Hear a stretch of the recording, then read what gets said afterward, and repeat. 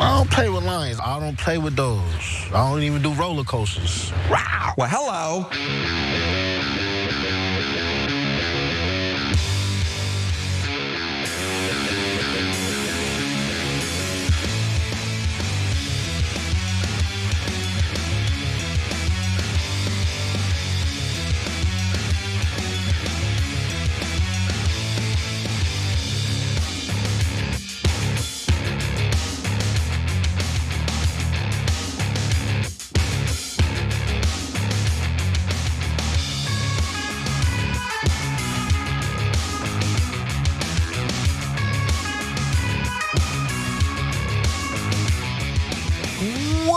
Turks, Cenk Uygur, Jordan Yule with you guys. A huge show ahead for you all.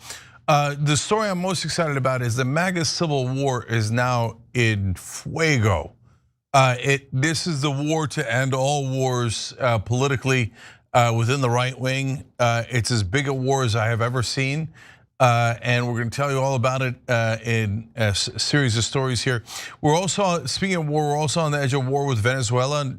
And that war seems to get closer every day. It's unbelievable the degree to which that we're inches away from a war that nobody talks about.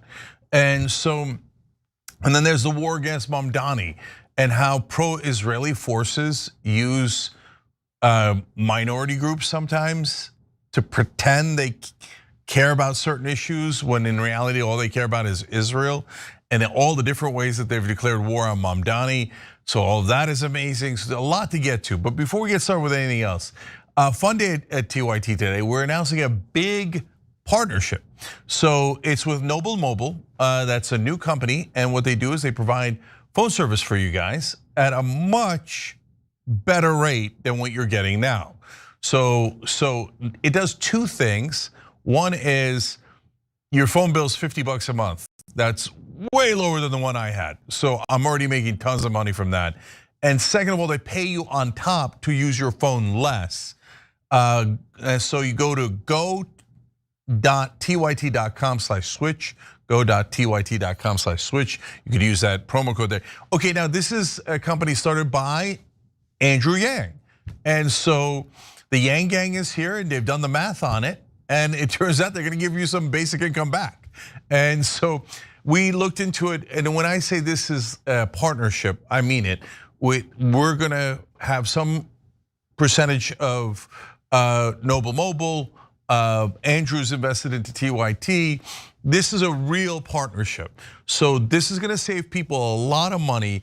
We're constantly on the lookout for partnerships that deliver for you guys. The normal model is, oh yeah, just run any ads, who cares, right, et cetera.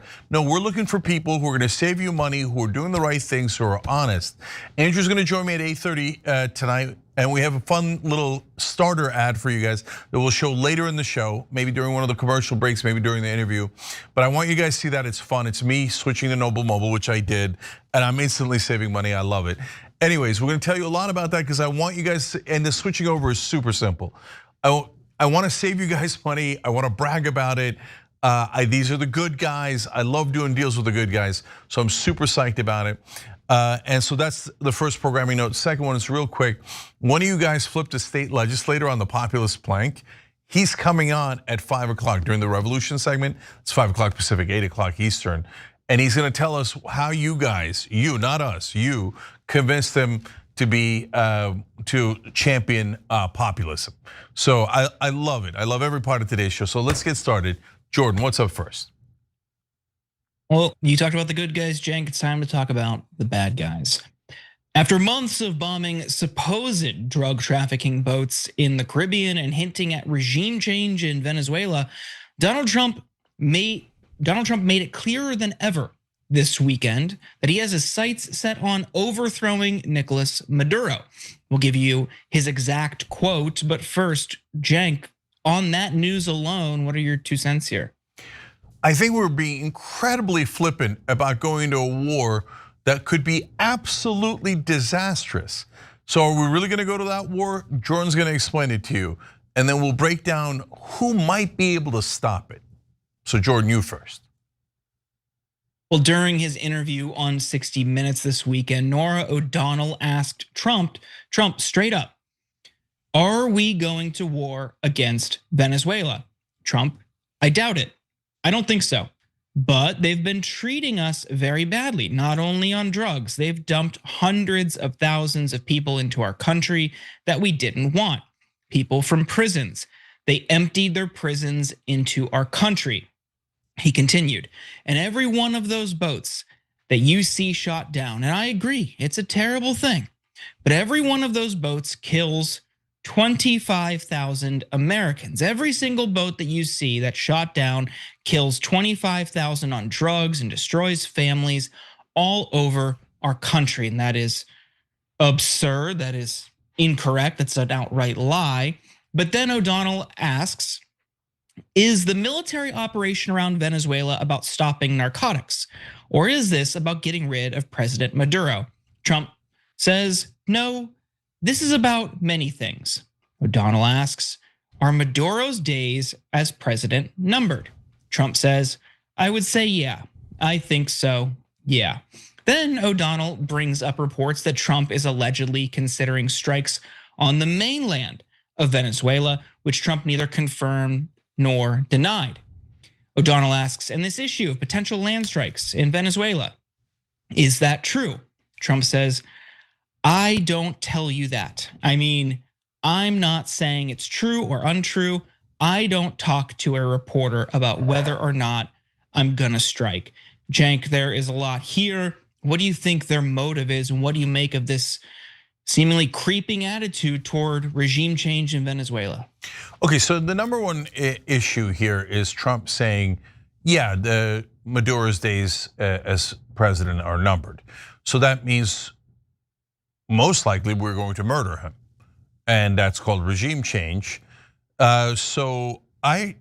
Jordan, it reminds me, because we were actually on the air before the Iraq War started. We were one of only 2 shows nationwide that opposed the Iraq War, and we did it fervently. Back then, we were considered radicals for opposing the Iraq War. And the thing that haunted me from those days was not just all the lying, the lies about weapons of mass destruction. Obviously, Iraq didn't attack us. That was just a fabrication of mainstream media and Dick Cheney and the politicians, the neocons, etc. But the generals had done this presentation for the troops on what they were going to do to take over Iraq. And it had 4 parts. They're like, okay, this is how we enter the country. This is how we enter the capital. This is how we gain control of the government, right? And then stage 4 was what we do after we quote unquote win, right? And it famously had 3 letters on it, TBD, to be determined. So we went into the Iraq War, started a giant disastrous war without having any idea what we were gonna do when we quote unquote won and took over their government. So if we go murder Maduro, or we drop a bomb on him like Israel does, like, oh, okay, international law doesn't exist. It's only for suckers who don't have enough power and they follow it, okay? But we get to bomb any country, murder any president. We don't have to check with anyone. We don't have to declare war. We don't have to do anything. We just bomb them and murder them, okay? Now, first of all, that's not the American way. It certainly shouldn't be the American way. And it certainly shouldn't be the way for a guy who ran on an anti-war campaign. That's pretty freaking obvious, right? But even if you said, hey, you know what, I have no moral qualms with it, and America's #1, so we don't have to follow international law. We can kill and invade anyone we like. And I switch my mind. I'm no longer anti-war. I love war, totally needless war with Venezuela on behalf of oil companies and Marco Rubio and his weirdo plans about deposing the Cuban government. And first he has to knock out the Venezuelan government. I'm all in on that. But even so, guys, yes, but what do we do when we have Venezuela? Okay, so we murdered Maduro, then what is TBD? What do we do then? I don't know. Seems to be the answer from the Trump administration. Which is just, I mean, and we're not allowed to say the R word anymore, but you know what that is. That's, okay, let's put it this way, ridiculous, okay? Now, Jordan, last thing on the evidence and facts we already showed, on the Trump interview, come on guys, even if you're MAGA, like you're hardcore cat turdy MAGA, right? Every one of those speedboats that has a range of 100 miles, Venezuela's 2,000 miles from America, had enough drugs on it to kill 25,000 Americans. Come on, no person believes that. You could be like the slowest person in America And you wouldn't believe that outrageous lie, right? How could a speedboat have enough space to have it would take tankers and tankers of drugs to kill 25,000 Americans because they're not all injecting it into our veins. It goes to a lot of people and a certain percent. You get it. It's absurd. It's like the ravings of a lunatic mind. I get it. Oh, he's trolling. It's hyperbole. Blah blah blah blah blah blah blah. Shouldn't the president be serious for a minute, especially when he's in the middle of starting a war? And no, the Venezuelans are not opening up their prisons like Bane from Dark Knight or whatever and going, Gotham is yours. No, Tren de Aragua is real. It's a real gang. It was here. Anna and I took a lot of heat from the left for saying that it actually exists and actually took over some apartments in Colorado, etc. That was true.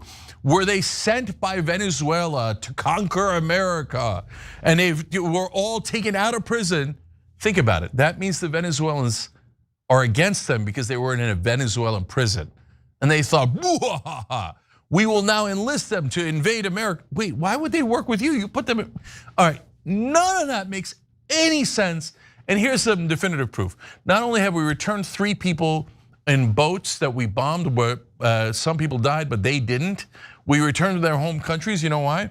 Because we're like, oh yeah, we have no evidence on them at all, that they're involved in drugs, let alone cocaine, let alone fentanyl, let alone Venezuela, okay?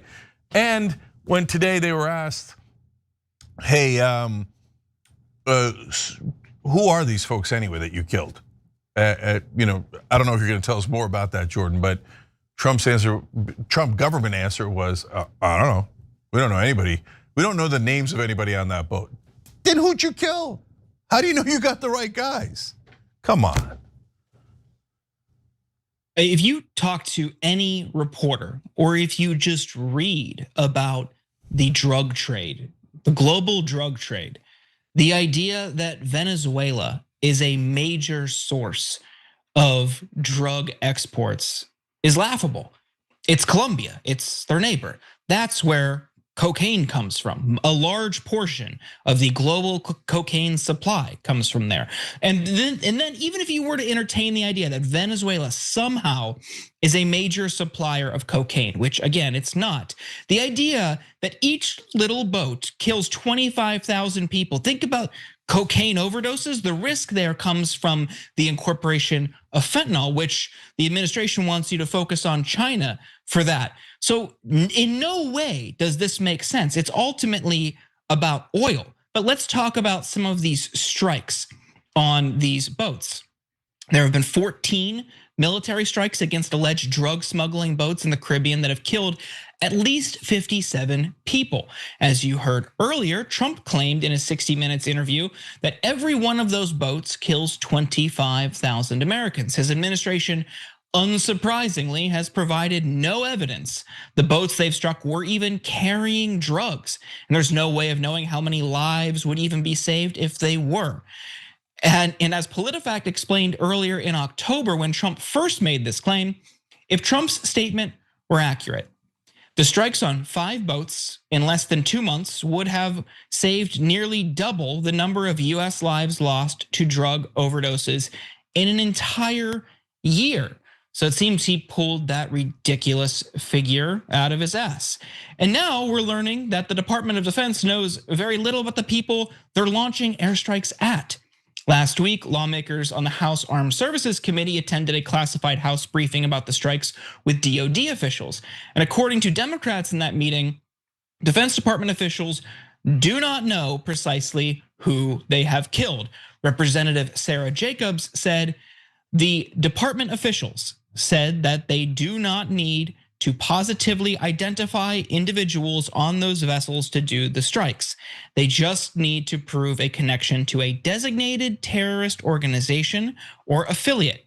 When we tried to get more information, we did not get satisfactory answers. And again, people need to understand that just like you brought up the Iraq war, Cenk, ultimately it was at the behest of oil companies.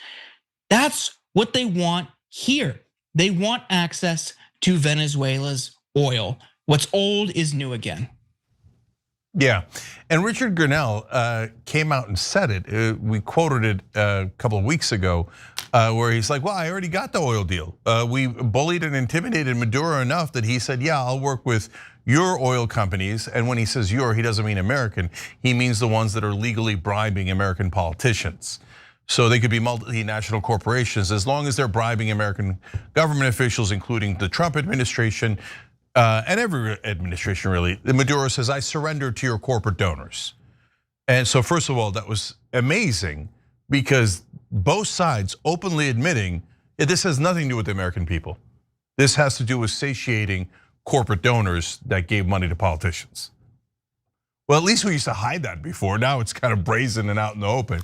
But even so, it wasn't enough because of something else we reported last week, which is basically Marco Rubio is like mental about deposing the Venezuelan government. Israel somehow weirdly involved, and you can go back and watch those videos and see the whole history of the guys that are providing the so-called evidence, which has been proven to be fraudulent every time against Venezuela. It's not to say that Maduro isn't doing anything wrong. I got no love for Maduro. Venezuela is an absolute mess.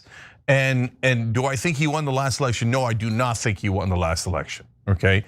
But that doesn't mean we have to invade that country, kill him, and then make it our business. That's the part that's mental. And to the point that Jordan was making, look guys, if it's true that there was enough drugs on those boats to kill 25,000 people. Well, about 75,000 Americans die from drug overdose every year these days, which is a huge number, tragic number. Don't worry, he's sunk 5 boats at least. No, they've had 14 strikes so far. So just sinking 3 of those boats would solve the problem for the whole year.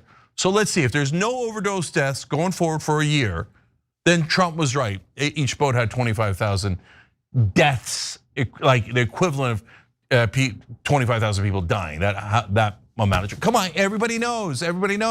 This is just horse crap. It's some weirdo elitist war in Marco Rubio and Cuban American, by the way, super rich Cuban Americans, feverish dreams about going back into Cuba and reclaiming their casinos and their land and turning it back into a, corporatist dream where they own everything and everybody else owns nothing. They have all these fever dreams, and somehow, of course, the neocons have to get their fingers into every pie. Yeah, war, right? And what are we doing? Who voted for this?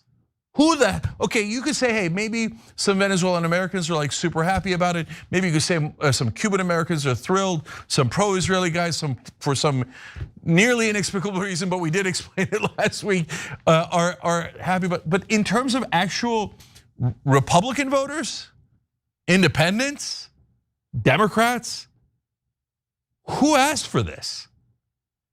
Outside of the elites, absolutely no one asked for this war. So if he actually goes through with it and they kill Maduro and they start bombing the Venezuelan mainland, it's going to be the most needless war in American history. I can't say world history because there's so many needless wars. But I mean, of all the wars, at least you could have some modicum of explanation for Vietnam and Korea, and you could say it's terribly misguided because of the dumbass domino theory, etc. Iraq, I don't know. They're all so stupid, but this would be the dumbest of all. All right, are we out of time, Jordan? We gotta take a break, yep. All right, when we come back, the MAGA Civil War. Mark Levin and Ben Shapiro, full frontal assault on Tucker Carlson. Who's gonna win? We're gonna find out.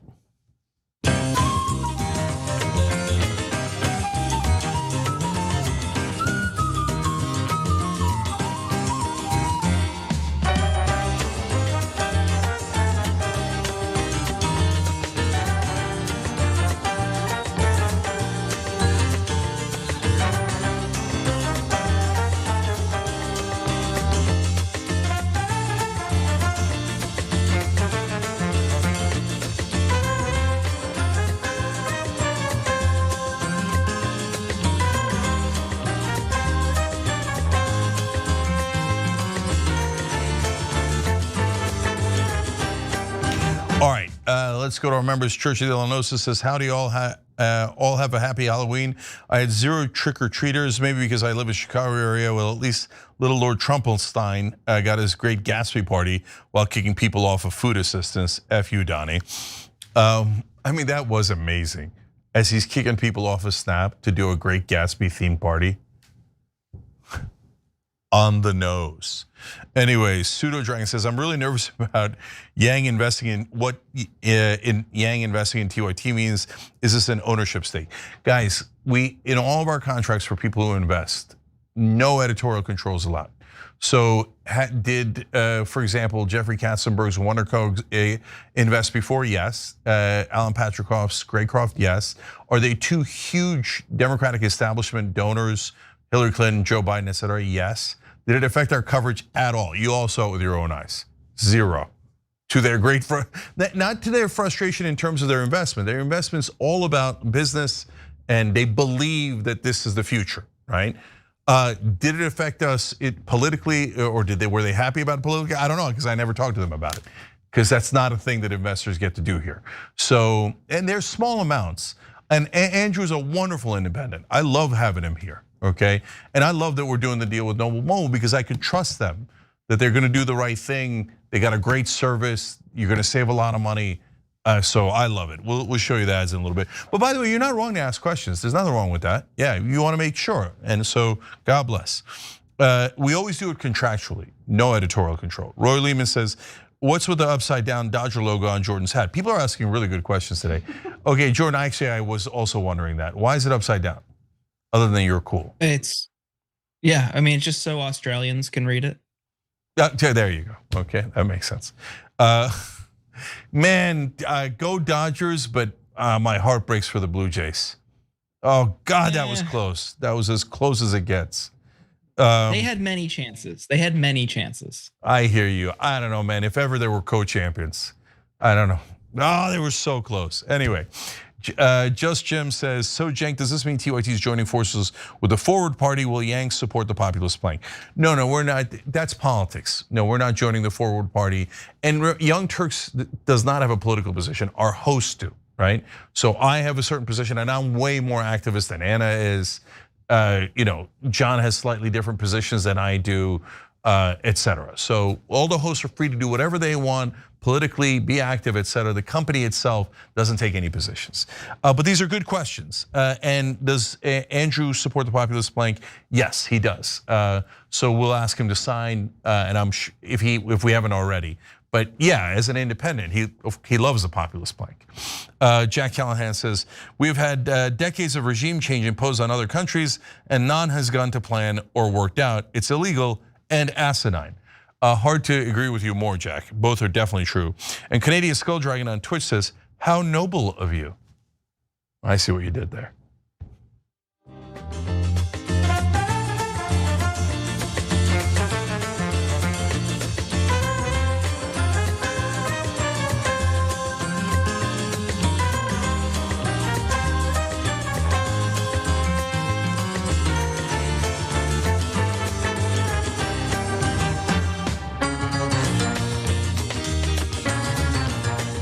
All right, back on TYT, Cenk, Jordan, Chastity Dearman. Thanks for hitting that beautiful join button below the video on YouTube. Now we have as many people, or actually when you combine them, way more people watching off of YouTube on Samsung and LG and Roku, YouTube TV, and a million other places. So all you guys out there, come join us and be part of the community. So tyt.com/join, and then get involved in tyt.com/joy or /hope. We'd love to have you guys. All right, Jordan, what's next?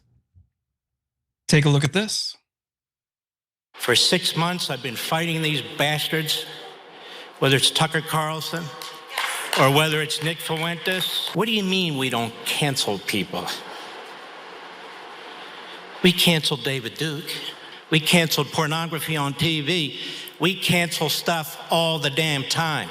Hitler admirers, Stalin admirers, Jew haters, American haters, Churchill haters.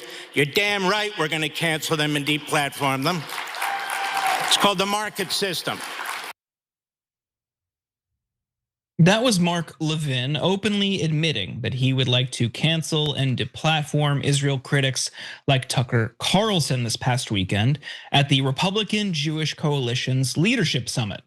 There's more of this ongoing war within the Republican Party, where that came from. But first, Jank, what are your 2 cents here? Yeah, no, first of all, I appreciate the confession. We cancel people all the time. And here I am in the middle of doing cancel culture, which makes sense because Israel is the king of cancel culture.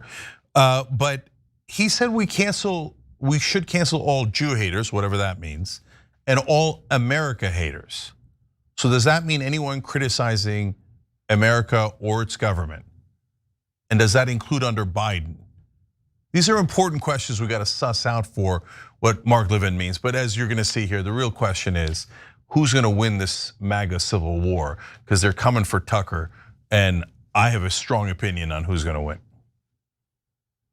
Well, there were many speakers at the RJC summit who slammed Tucker Carlson, Congresswoman Marjorie Taylor Greene, and Congressman Thomas Massie over their criticisms of Israel. Carlson's decision to platform Nick Fuentes also made him a target. In fact, Tucker was such a central theme of the weekend that attendees and even speakers carried these signs that read, "Tucker is not MAGA." Mark Levin harped on that allegation during his speech. Take a look. You don't get to wrap your psychotic, mental, unhinged, Nazi, Klan, jihadist bullshit around American patriotism. You don't get to claim you're MAGA and America first when you're lining up with the Marxists and the Islamists and Hamas and the terrorists. That's not America first. That's sick. Representative Randy Fine also declared that Tucker is not MAGA during his speech, in part because Tucker criticized Trump's decision to bomb Iran. Later in his speech, Mark Levin, who is literally a radio show host, mocked people like Tucker for thinking their podcasts and radio shows could make a difference in the world. Take a look. These aren't powerful people. Seriously? These aren't intelligent people. These are lowlives that have platforms. And I just want the anti-American, anti-Israel, anti-West crowd to understand something. You're gonna have to come through me and millions of people just like me, and you're not gonna make it. You think your stupid little podcast, or your stupid little subscription program, or your little TV show, or maybe you have a little radio show, is gonna change the world like hell it is, not if I and everybody else have something to say about it. Jake, that one got me because that's literally Mark Levin's entire career. It's radio shows, TV shows, subscriptions, all of it. No, but I know exactly what he's referring to. He's saying we have mainstream media, and you have your little podcast and your little TV show and your subscription service. We do, by the way. Hit the join button below just to piss off Mark Levin. Okay, if you're watching on YouTube, everyone else, tyt.com/join and say, this is for you, Mark, #suckit. Okay, so he's like, what? We bought CBS, we bought TikTok. Okay, we already had a CNN reporting through Jerusalem. Okay, they all have to clear their stories. We have the lady at Meta who confessed, we showed it to you last week. Yeah, we censor all the stories on behalf of Israel. And if you're gonna criticize Zionism, we're gonna cancel you from Meta. We have all the big players. Now here comes a little podcast. The average American. Well, you're not gonna make it. The powerful are gonna crush you. That's what he just said. It's amazing. And I love that little thing about, like you're not smart. Mark, you think it's smart to announce publicly that you're canceling all Americans who would disagree with Israel? And that you're bragging about how you own all the major media and it's us little pipsqueaks, and that you're gonna crush us one by one with the mega powerful people on your side. He said, these aren't powerful people. Well, on that one, Mark, you're right. I'm not that powerful. Tucker by himself is not that powerful, or Dylan, or Rogan, or Theo Vaughn, or Andrew Schultz, or Charlemagne, or any of these guys. Dave Smith, Glenn Greenwald. Why, we can go on and on. Crystal Ball. No, none of us by ourselves are that powerful.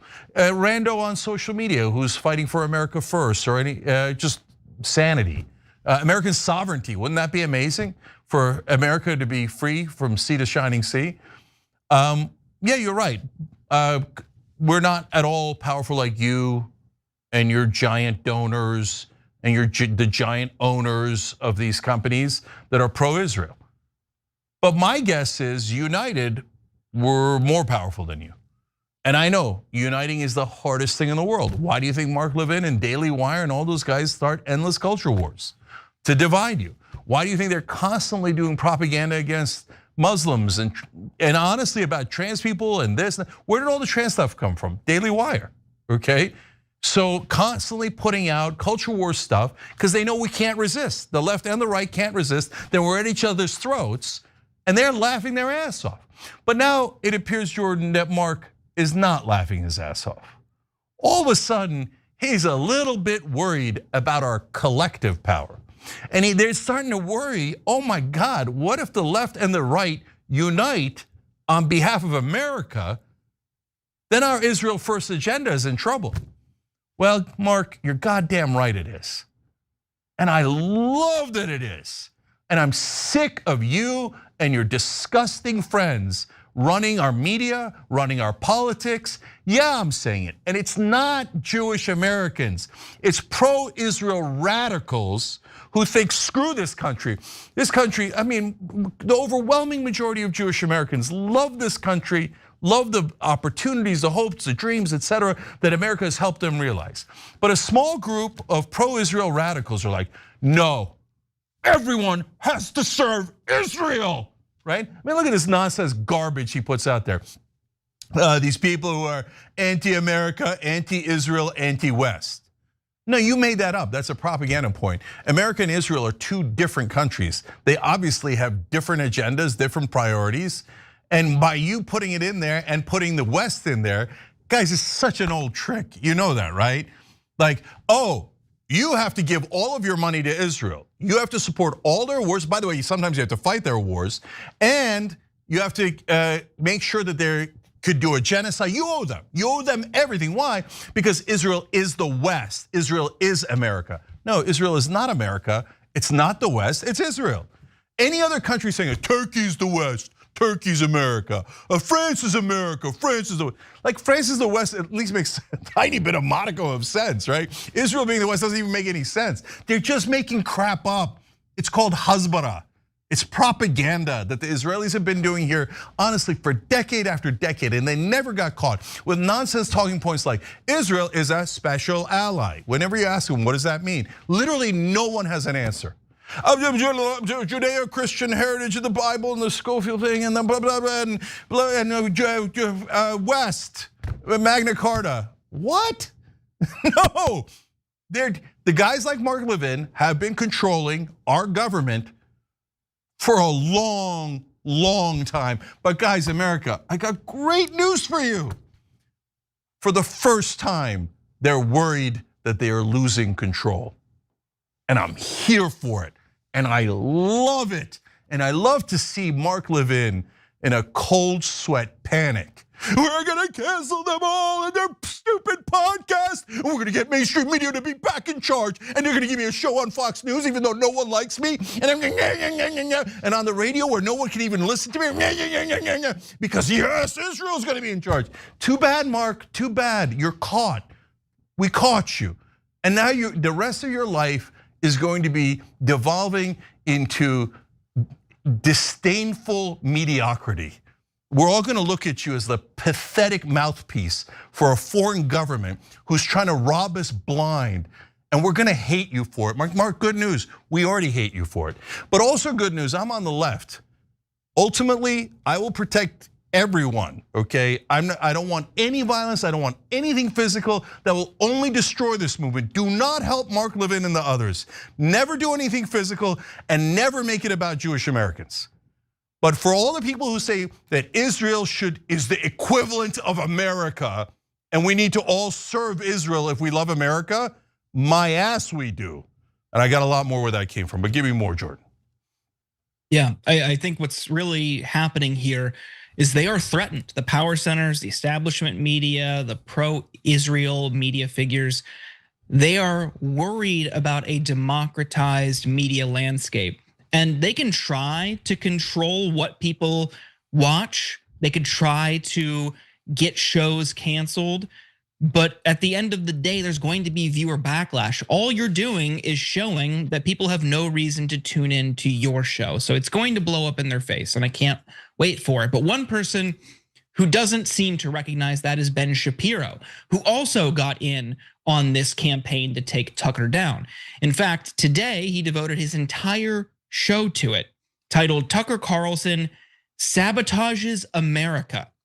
He began it with an accurate characterization of Nick Fuentes as an anti-Semitic, sexist bigot, but then pivoted the bulk of his ire towards Carlson and what he called the fragmentation of the political right. Take a look. That fragmentation is being caused purposefully by a splinter faction of people led by a young man named Nick Fuentes. And that splinter faction is now being facilitated and normalized within the mainstream Republican Party. The main agent in that normalization is Tucker Carlson, who is an intellectual coward, a dishonest interlocutor, and a terrible friend. And Tucker Carlson last week was aided, abetted, celebrated for normalizing Nazism within the Republican Party by the mainstay organization of the traditional right, the Heritage Foundation. But most of all, Tucker Carlson acts as an ideological launderer for other people's evils. Tucker Carlson says many inflammatory things, always buying back just enough of it to appear as though he's not saying what he's clearly saying. He'll ask a series of wildly obsequious questions to Nick Fuentes. He'll even let Nick Fuentes' support for Joseph Stalin slide. But he will grill Ted Cruz about the population of Iran. You know, I'm curious what you think, Cenk, but you get a little bit more, but some points I think were valid there. But he says his concern that Tucker is ruining the Republican Party by laundering the ideas of hateful, undemocratic people. But he also made it clear that one of his biggest gripes is, unsurprisingly, Tucker and his guests' criticism of Israel. He condemned Tucker Carlson for having Israel critics like economist Jeffrey Sachs on. He falsely characterized guests like Sachs as pro-Hamas. He also said Tucker Carlson has spent more time talking about Jews and Israel since Charlie Kirk's death than about the trans-Tifa ideology that motivated Charlie Kirk's killer. What do you make of what Ben Shapiro had to say in that clip? Yeah, so first of all, fair show in America. So I agree with you. Was Tucker tougher on Ted Cruz? Yeah, he was, okay. So fair is fair, right is right. Second of all, I loved that he destroyed Ted Cruz. But they are all like glossing over the fact that Tucker did make a defense of Jewish Americans and a case against anti-Semitism, and he made a Christian case against anti-Semitism. So you could say, hey, he's winking and nodding, although it is a strange way to wink and nod by saying all good Christians would not be anti-Semitic. Is that a wink and a nod? That just feels like he just said the right thing. Okay, you could say, all right, but on other parts, he didn't challenge him enough. And all that World War II revisionism drives me crazy, right? So I got no need for that. I got no need for the anti-Semitism, et cetera. And they're counterproductive, I get it. But at the end of the day, okay, let's go to the core issue, because this isn't really about anti-Semitism. That's just a way they get to shut you up about Israel, right? If they, like, are they actually worried about anti-Semitism? I think real Jewish people are, right? And I think that they're told nonstop, the world hates you, the world hates you, they're all about to kill you, they're all about to kill you. Oh, that's it, they hate you, he said that they hate you, right? And I think it's really counterproductive, but I get it. And by the way, they were killed a lot throughout history, so I totally get it, right? But that's not why Tucker is going on the warpath. That's certainly not why we're going on the warpath. Why are people talking about Israel so much? Instead of trans-Tifa or whatever nonsense that Ben Shapiro made up a minute ago, right? Well, first of all, What did I tell you earlier in the show? What do they want to do? It reintroduced the culture wars. Remember, people hate trans people, hate each other through that war. That way you're divided and we can easily conquer you. And oh, by the way, Muslims, hating Muslims is a twofer, right? One, you get divided on that. And two, that way when we kill them, you go, oh, here's more money to kill them, Israel. Oh, I love when you hate Muslims. And what's hilarious is I saw his spiel about we're against all sorts of hate. We're against hate against white people and women and Hindus. And you wanna know the one group he didn't mention? Muslims. Because they're the ones who drive all the hatred towards Muslims, right? So he's like, please get back to being distracted. Here, squirrel. Hey, you can throw all the squirrels you want, Ben. Nobody's getting distracted. The reason why Israel's so important is I care about the genocide, and I think a lot of good moral people care about the genocide. And so many young Jewish Americans care so deeply about stopping the genocide. And if there's anything to worry about and to be animated by, it's a genocide in our time that we're paying for, right? But that's actually, at this point, the number 2 issue. The number 1 issue is American sovereignty, because people have woken up. You can't make them go back to sleep. They see that AIPAC and the Israeli lobby has contributed to 90% of Congress. And that 90% of Congress votes with Israel 100% of the time. 99 Israeli lobby. There's nothing you could do to undo that. We all know it now. And we see the mainstream media covering that up. Day in, day out, day in, day out. No. The Israeli lobby has no influence at all. 90% of Congress, they love Israel. They just happen to get millions of dollars, but that doesn't affect them at all. It's just their huge love for our special ally. And if you question that, you're an anti-Semite and your life should be ruined and you should never be allowed in media. When mainstream media does that now, we're like, bro, we know the trick, right? You know we're on to you, right? And they don't know it at all. They're just still sitting there going, cancel all Americans who dare to oppose Israel. Brother, it ain't gonna work. But I don't know, Jordan, maybe it will work. As I watched it, I thought, yeah, Mark and his friends have literally billions of dollars. The pro-Israel radicals have an unbelievable amount of money. So they could buy almost all the media companies. And then when you say, but you bought, like Larry Ellison, the biggest contributor to the IDF, he gives money to the IDF to murder Palestinians as charity. Like, oh, you haven't killed enough Arabs and Muslims there. Here, I will charitably give you money. And then he buys TikTok to make sure that he puts the Israeli censors into TikTok. And then they say, but you're not allowed to report that. But that's actually more control of the media. So no, the cat's out of the bag. And they're trying to desperately get that cat and kill it. But it ain't gonna work. Yeah, I think what Shapiro said, some of it resonated with me, that the way Tucker will or will not push back on different subjects, on different topics, is something that we should be concerned about. But you and I had this debate last week. If people are interested in how we feel about Tucker and Nick Fuentes and that conversation, you can go back on YouTube and look at it. But on this effort to control the media, I think it's going to backfire, because you can buy up outlets and you can buy up platforms, but new things will always emerge. They'll always pop up. You compared it to whack-a-mole earlier. It's a wasted effort, because you can't control audience behavior.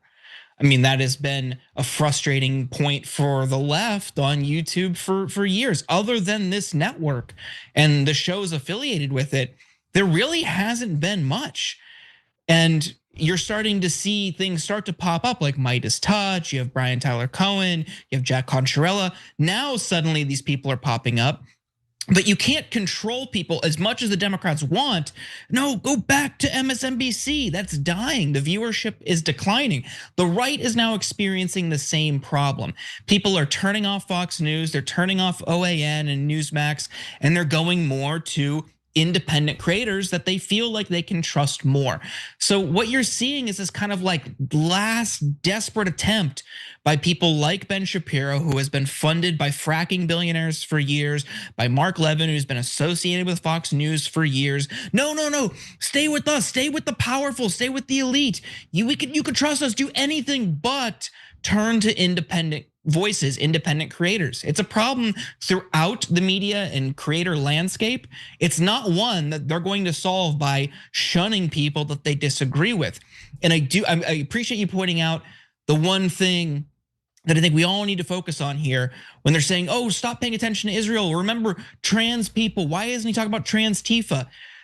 All of those debates are there to distract you. And it's not just on this issue, it's on every issue. And Ben Shapiro and the Daily Wire were created almost exclusively for that reason, because they don't want you to think about things like climate change, by the rigging of our economy, all of these things that are to your detriment, that the political elite, and especially the Republican Party, are responsible for. So what does the Daily Wire do?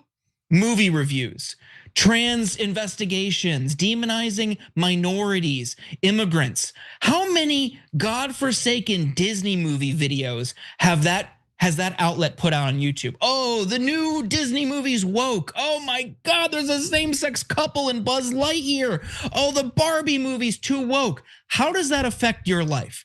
How does that affect your ability to pay your bills? And Ben Shapiro, Matt Walsh, all of those freaks on the Daily Wire will never talk about those issues in a way that is positive and impacts you, because they want you to be distracted and be distrustful of media outlets or marginalized communities in this country, because that's what their ultimate role is. Yeah, last couple of things here. We got a poll up on tyt.com. Who is going to win the MAGA civil war?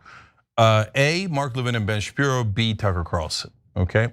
So look, guys, I know some of the things that are gonna happen, but at the end of the day, I don't know who's gonna win. There's not enough evidence yet, okay? So here's what I mean by that. They say Tucker is not MAGA. This effort to paint Tucker Carlson as an Islamic radical, it's not gonna work, okay? The idea that Tucker Carlson's some secret Islamist or terrorist or Marxist is beyond preposterous, and no one's gonna believe that. In fact, they're kind of, again, overplaying their hands. The Hezbollah is so heavy, so over the top, that people are like, really? Tucker's a Marxist? That's your new talking point? Brother, go back to your old talking points. That's because this is getting dumber and dumber as we go, right?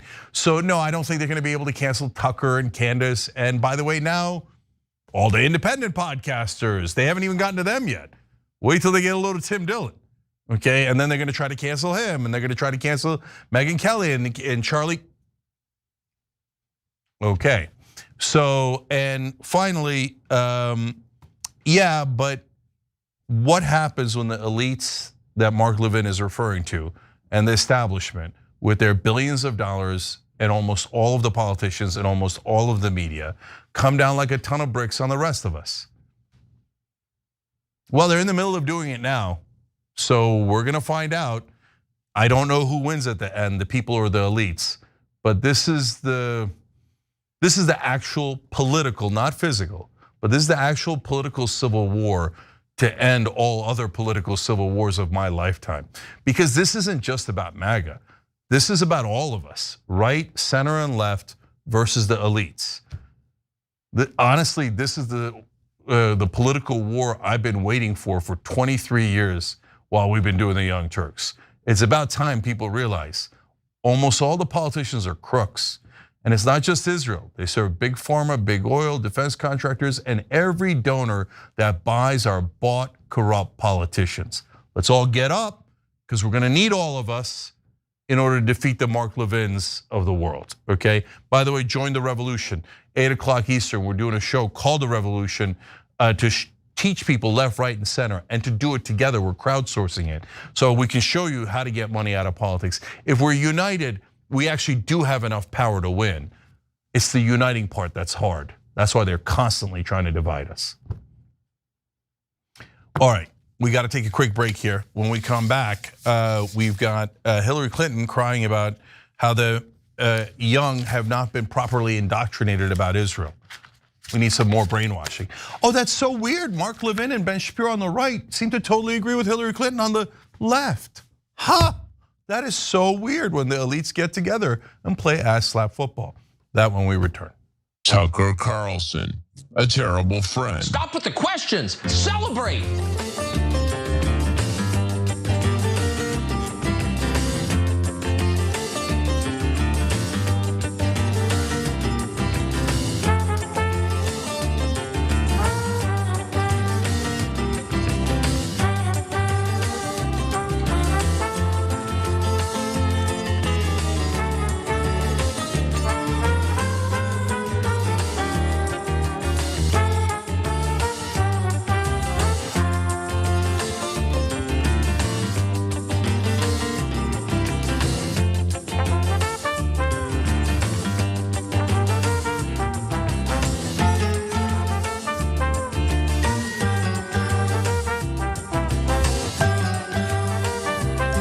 Tucker Carlson, a terrible friend.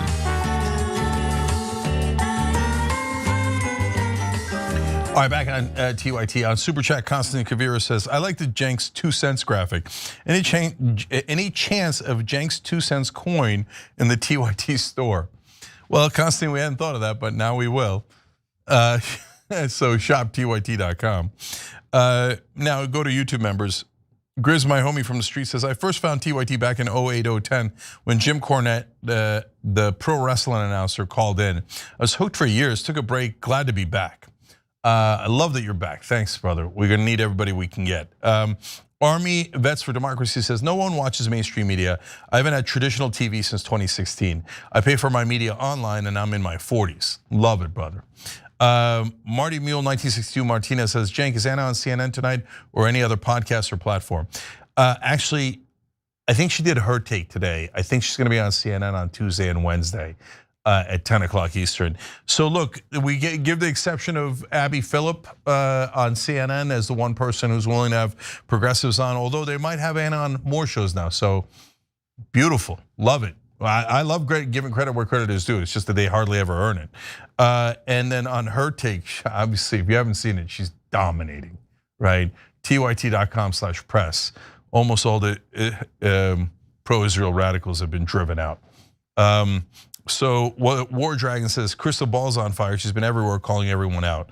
Yeah, I love what Crystal's doing. Kelly K says, no one on the left said that the gangs don't exist. They're referring to the Venezuelan gangs. They reported what local reports and people who lived in the complex said, which was a slumlord dispute. Wish you guys would drop it. Kelly, I'm gonna say this one last time, and I hope we both drop it, right?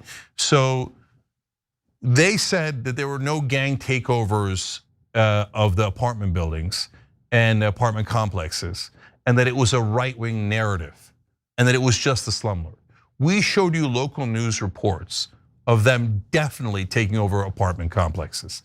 And we were saying, guys, they are there. It's not a right-wing narrative. It's true.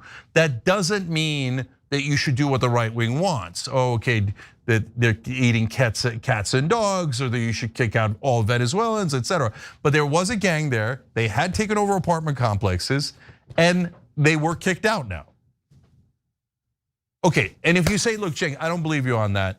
I think they took over no apartment complexes. Yeah, the gang was there. You're saying the gang was there, but they didn't do any ganging. Or they did ganging, but they didn't take over apartment complexes, because that would be a bridge too far for Tren de Aragua. But Kelly, overall, I know that you didn't see those local reports. You saw what the other guys were showing you, and they pretended it was only a slumlord dispute. It was a slumlord dispute plus the gangs, and we showed the local residents being really fearful, and they were Venezuelan Americans. All right, I love you anyway.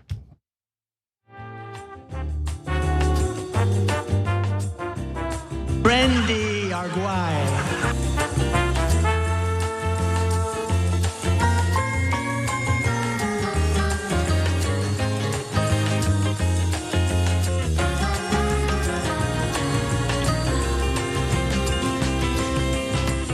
All right, back on TYT, Cenk and Jordan with you guys, but also Pork Chop and RFB. They just hit the join button to spite Mark Levin, and I don't know if that's why they hit it, but thank you. Melody Loves Music sent 5 Young Turks memberships on YouTube, and we appreciate you, and we love you right back. And BC Lizzie at tyt.com said, Mark Levin just made me upgrade my membership. Damn, it feels good to support a real American news site. Love it. Thank you. Appreciate it. You could do that at tyt.com/join. You could also upgrade your account through the join button on YouTube too, and that is also deeply, deeply appreciated. All right, Jordan, what's next? Take a look at this. It was astonishing to me because I had so many conversations, and frankly, they often started as confrontations with students, not just at Columbia, but elsewhere. Where were they getting their information? They were getting it from social media. They were getting it most particularly from TikTok, which is governed by an algorithm until, at least up till now, still largely manipulated by the Chinese Communist Party. Last week, Hillary Clinton stated that young Americans have turned against Israel because of social media and China. It's not because of their own eyes, Cenk, but what do you make of this? What are your 2 cents here? Yeah, I think she's definitely right that where people are getting their information has changed. And she is definitely wrong that that's a bad thing. It's an awesome thing. And we're gonna show you why. And by the way, we're also gonna show you how she totally agrees with the right wing. That's weird. Only usually when one thing comes into account. Israel, go ahead, Jordan. Now let's watch Clinton berate young Americans for not learning the entire history of Israel before criticizing its current government. Take a look. Remember, more than 50% of Americans, predominantly a much bigger percentage among young people, get their news from social media. So when you were having conversations, and I would say something like, if Yasser Arafat had accepted the offer that was made by my husband and the then Israeli government in 2000, there would have been a Palestinian state now for 25 years. And I cannot tell you how many times they said, who's Yasser Arafat? All those people chanting from the river to the sea, when you asked them what river, what sea, they had no idea. I mean, this is a serious problem that goes far beyond the terrible, in my view, misinterpretation and unfairness that we saw post October 7th in many different venues. Sure, young Americans may not know the entire history of the Middle East, but you don't have to be alive when Bill Clinton tried negotiating with Yasser Arafat to recognize mass murder and genocide is morally wrong, and that's why they are upset. As far as Clinton's allegations that the Chinese government is running a propaganda campaign through TikTok, let's hear from Senator Mitt Romney explain which government is really trying to control the app. Take a look.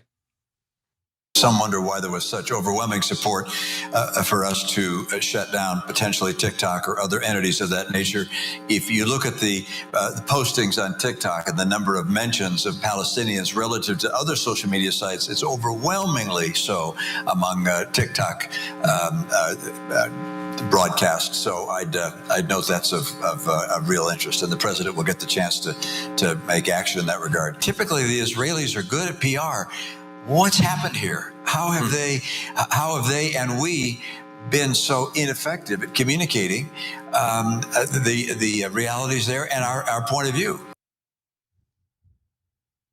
Now, it goes deeper than TikTok. Last week, we showed you the following video of Jordana Cutler, the director of public policy for Israel and the Jewish diaspora at Meta.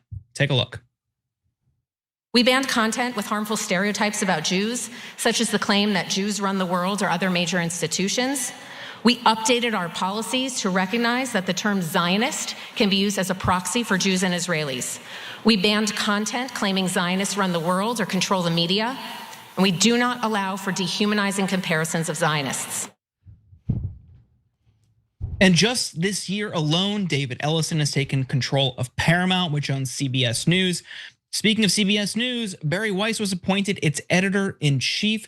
Larry Ellison's company is poised to become involved with TikTok, and Israeli Prime Minister Benjamin Netanyahu admitted on tape that he's attempting to control both TikTok and X. But Cenk, what do you make of what Hillary Clinton had to say overall? First of all, I mean, every time I see that clip, I gotta say about that lady we just showed you from Meta. The Zionists who are controlling Meta have banned anyone who say that the Zionists are controlling Meta. You just said it. And you say, wait, is it fair to call her a Zionist? She was literally a former Israeli government official. Okay, so that's hilarious. So now if you don't know about Hillary Clinton's history, which I'm sure that not a lot of folks do, right? And she doesn't want you to know about that history.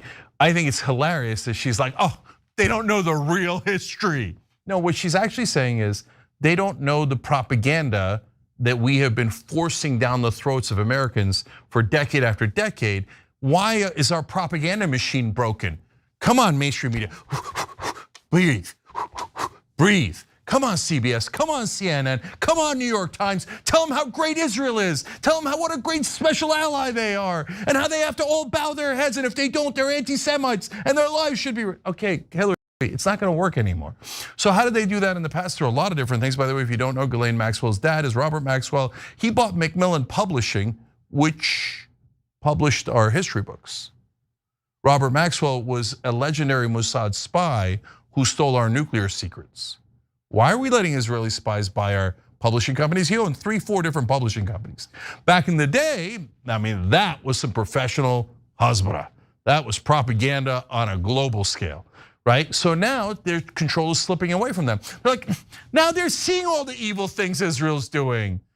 Boo! Remember that beautiful piece of propaganda we had that my husband created about how there was a peace deal and all the no good, dirty Palestinians had to do was sign, but they wouldn't do it. It's all their fault for being occupied. The Israelis had to enslave them for their own good. And we offered them some amount of their property back. I mean, Israel was gonna keep a huge chunk. And they said they didn't want a lot of their land stolen. No, it's their fault. No, Hillary, it's not their fault. You've been lying about this for a long time, but I mentioned Hillary's history. What does that have to do with it? Her largest donor, last I checked, was Haim Sabat, a massive pro-Israel radical. Part of his job is to donate so much money to the leading Democratic figures that they never, ever question Israel. And don't worry, those donors also exist on the right. Oh, you're not allowed to talk about those donors, we're gonna cancel you for being an anti-Semite. Good luck, go for it. Do those donors exist? Yes. Do they demand loyalty to Israel? Definitely. Was it one of the largest donors for Hillary Clinton? Absolutely. But she will say, no, I mean, I took all those tens of millions of dollars and so did my husband, and now we're stinking rich or unbelievably rich. Okay, but those are not the same. Those are campaign contributions. Those are legalized bribes. And I just somehow wound up with all the money and all the power. And all I had to do was say that I will serve Israel loyally. But you're not allowed to say it. You're not allowed. These young people, they don't know anything about history. Hey, Hillary, do you know about history? Do you know about Irgun? Do you know about the Stern Gang? Do you know about Haganah? Those are Zionist terrorist groups from before 1948 that did one set of terrorist strikes after another, after another. Do you know about the USS Liberty, how they attacked us? Do you know about all the Americans they've killed in the West Bank with no accountability? Do you know that in 1967, Israel was not attacked? We were lied to en masse by our media. You can look it up now. Now, after the fact, after everybody's been brainwashed, like, oh yeah. I mean, Israel attacked first. It destroyed all of the air force of their opponents in the Middle East. And they called it a preemptive war. Then they spread that poison to America about preemptive wars. You know what a preemptive war is? When an imperial power with more might and military capability destroys their neighbors in an offensive war, usually takes their natural resources or their land, and then says, as they could hardly contain their laughter, we did it for self-defense. then why did you take the Sinai, the West Bank, the Gaza Strip, and the Golan Heights? What part of that was, oh, no, we needed to expand our territory, the Germans said, in order to have breathing space. You can't mention the Germans, even though they're doing the same exact thing as the Israelis. Then what did the Germans say? They said we need the Sudetenland for self-defense. We have native Germans that we gotta protect the Germans. I know, shh. Have you studied history? Hillary, did you study the history of genocides? Do you know that in Srebrenica, they purposely blocked food and aid getting into the country so that they could set up their own food distribution centers so that when the Muslims showed up at Srebrenica, they would be easier to murder. Where have I seen that recently? So it's not like she doesn't know this. And by the way, we're a fair show. Her husband did an amazing job in stopping the genocide that was going on there in Bosnia, Srebrenica, so many other places. And I thank him greatly for that. So it's complicated. But it's what it isn't is her saying, you young people, you're daring to defy my beloved Israel. And it's all your fault. And you're ignorant. No, they're not ignorant. You're just a liar. You do massive propaganda for Israel, and almost none of it is true. We got one last story on Zoran Mamdani, and it's a doozy. An exclusive New York Post report unraveled into an obvious AIPAC smear against New York City mayoral frontrunner Zoran Mamdani after we took a closer look.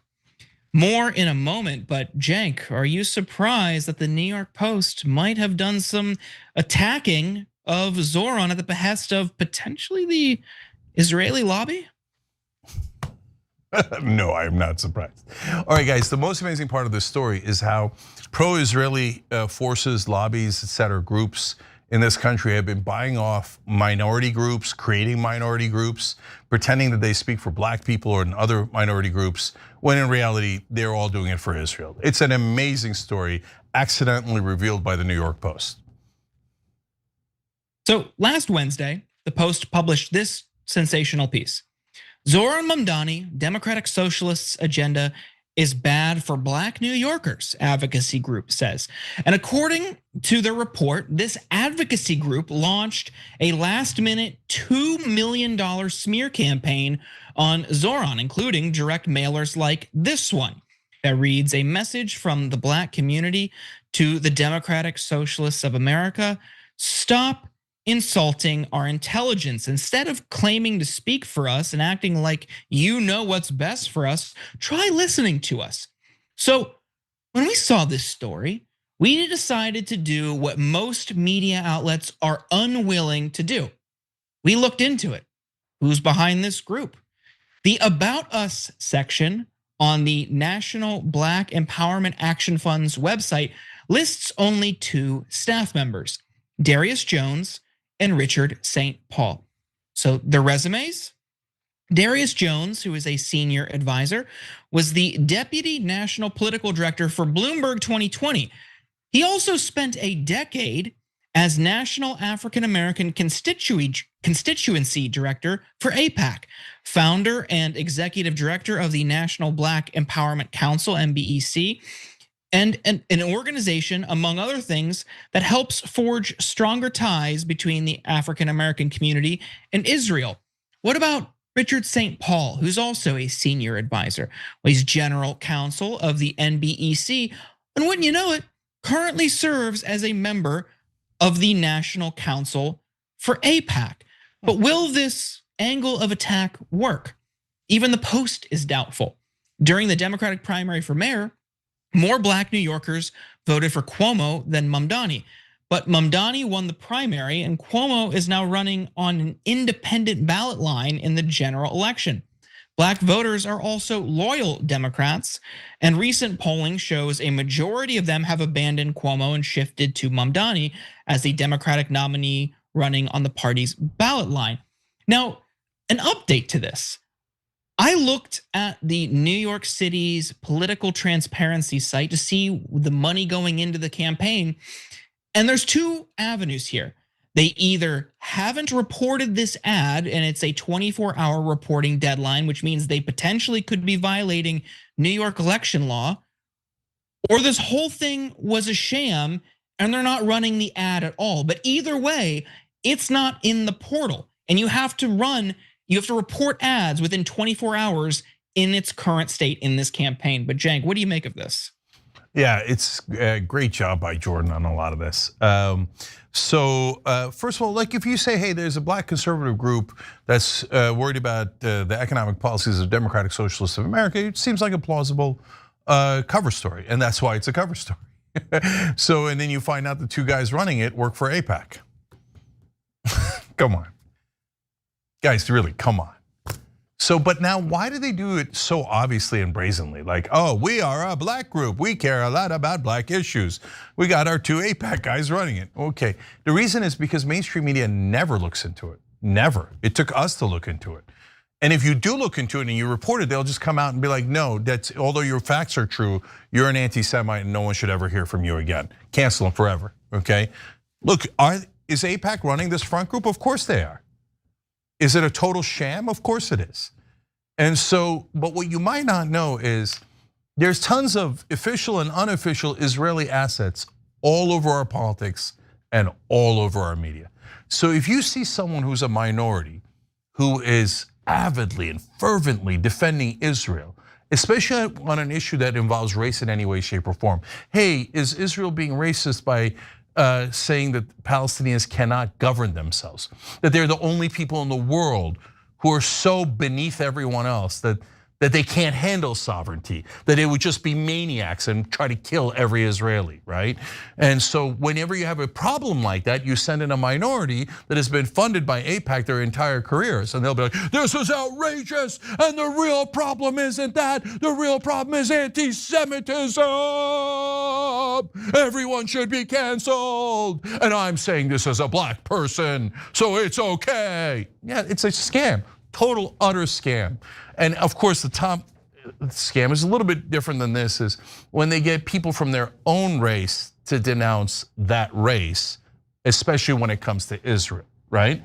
So for a lot of, every once in a while, you'll see Muslims on Bill Maher's show or on mainstream media. Like 8 out of 10 times, it's a guy who's a stooge who's been paid by Israel his whole life. And he comes out and goes, you know, I'm a Muslim and I love Muslims, but they are deeply violent people who would like to murder all the Jews, so make sure you kill them first.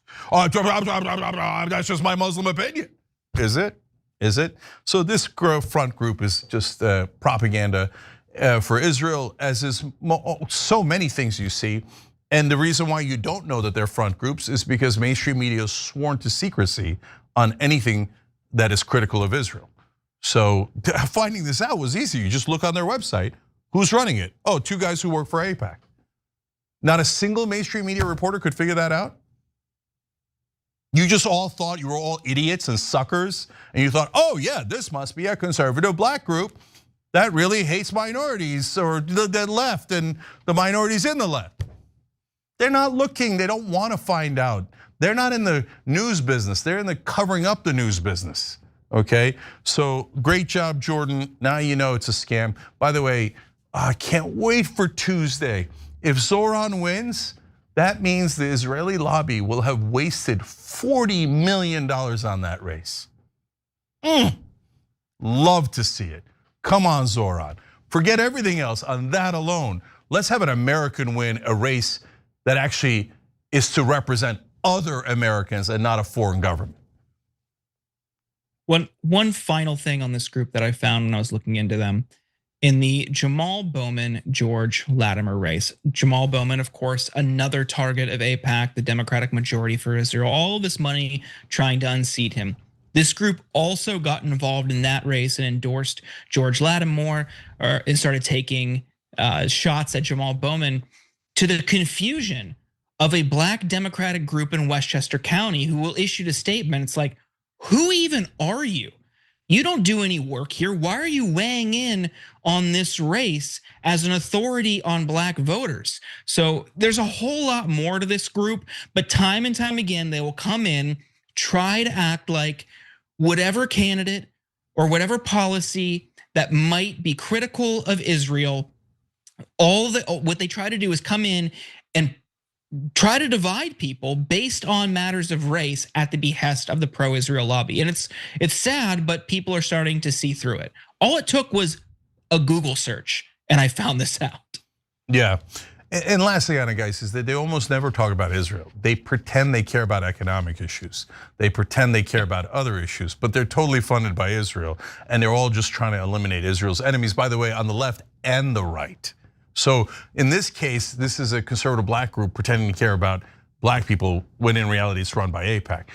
In the Kentucky race for Tom Massey or the Georgia race for Marjorie Taylor Greene, they'll be like, they'll do something also over the top. Oh, we're Hicks and rednecks, and we say real MAGA loves Israel. I mean, your prices or something, inflation, yeah. But Israel, remember Israel, okay? We see you. All right, we gotta go. Jordan, great job on this story. Great job overall. Love you, brother. Okay, so when we come back, the weakness of Hakeem Jeffries and ICE targeting Americans.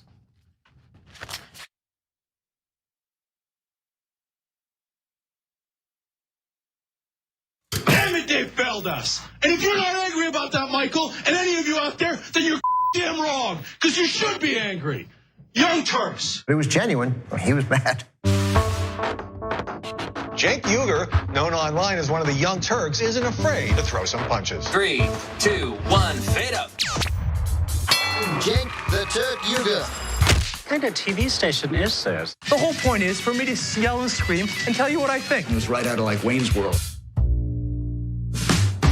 This guy on this little rinky-dink website is speaking truth to power. We've been averaging 600,000 views a day, beating most of the cable shows in America. We're the largest online news show in the world. We're celebrating our 1 billionth view.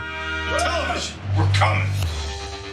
More politics ahead with Cenk Uygur. He knew that the MSNBC opportunity was an experiment. And Phil and host beat CNN and headline news combined. At some point, they want to give me a show. Every single year, that comes out of our paycheck. We put it in, and you're saying we were suckers. When you, as a host, tells someone you're interviewing to shut up, that's going to raise a red flag. That guy needed a tall glass of shut up juice. If President Obama's doing the wrong thing, I'm not going to tell you that he's doing the right thing so I can, quote, support him. He says to me, you won't believe the meeting that I just had. The head of MSNBC talked to me. And they want him off the air. Cenk took an incredible risk. We're supposed to challenge the government. That's the role of the media. The Democrats and the Republicans are here to screw you. And who on the air is saying it? I wouldn't have done what he did. That if I'm going to be a talk show host, I should be the biggest talk show host in the country. I don't think anyone else does it better. I don't think anyone's even close. Before you know it, I'll be back on your TV doing a national show. I guarantee it.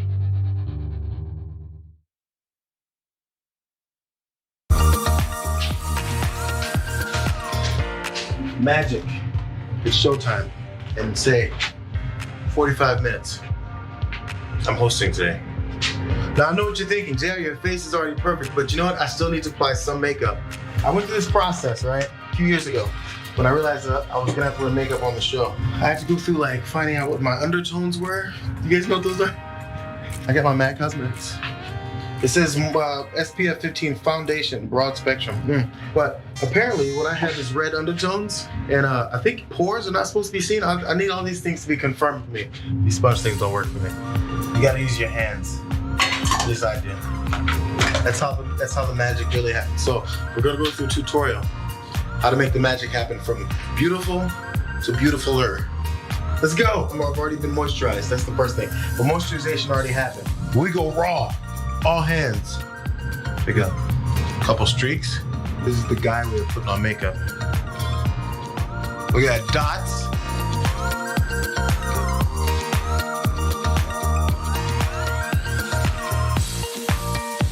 There's some shiny points that generally happen. First of all, here we go. You dust here. I'm putting way too much for you dust. Oh, get the excess off. You don't want chunky powder. There's like a T-zone, I think, right? Mine is a double T-zone. Because I went middle and another cross. Make sure your nose isn't all shiny. People get on you for it. They'll say, that's not a good point you made on there, JR. Your nose is shiny. You guys are picky like that sometimes. I think that's about it, fellas and ladies. See you guys next time. Bitsies.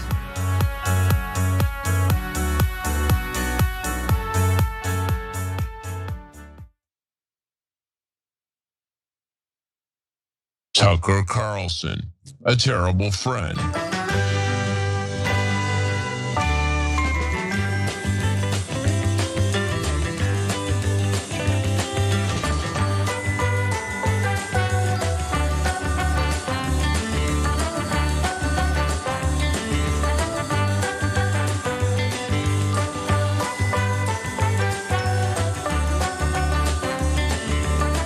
All right, back on TYT, Cenk Uygur, Sharon Reed with you guys. Also, Garrett Mitchell, Michael Allen, and Mega Just Won.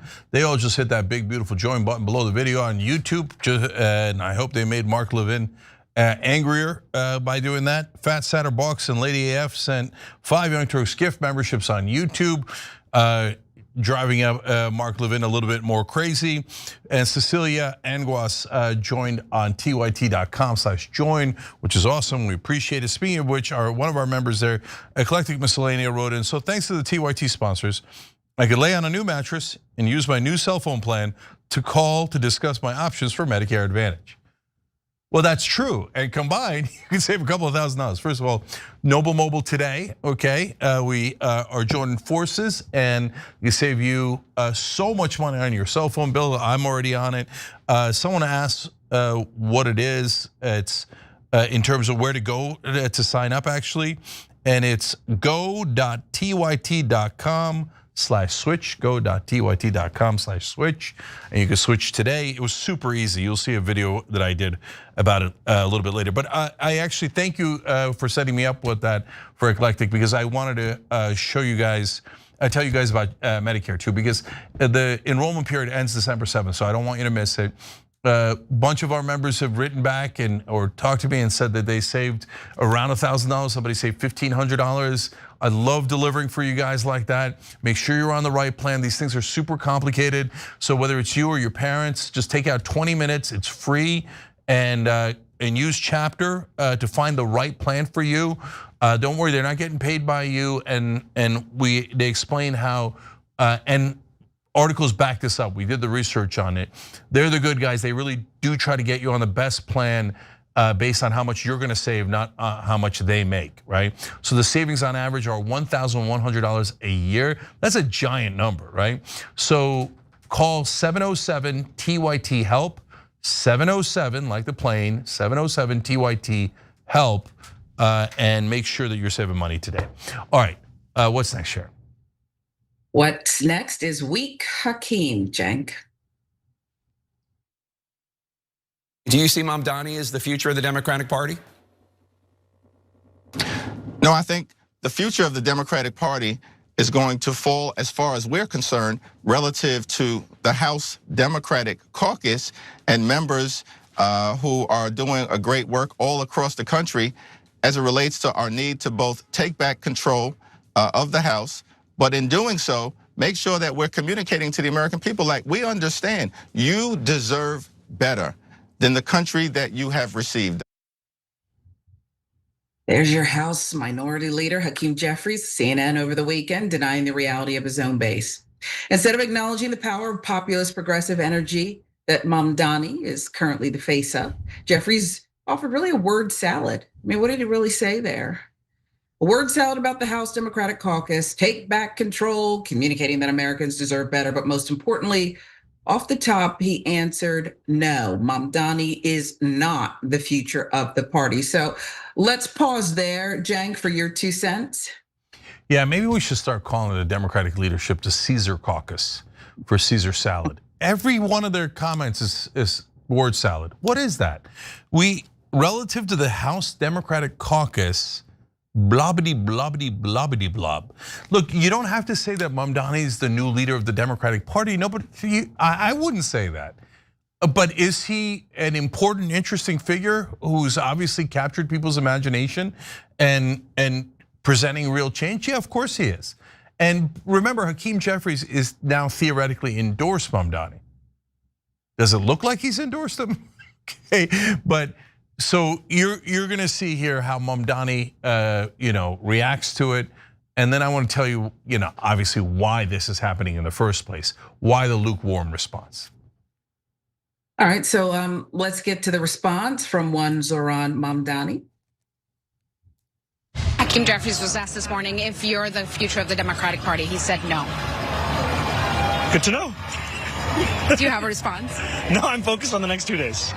Do you think you're the future of the Democratic Party? I don't dare predict the future. That's why I'm out here canvassing to deal with my anxiety to get through the tape of the future of 9 p.m. on Tuesday.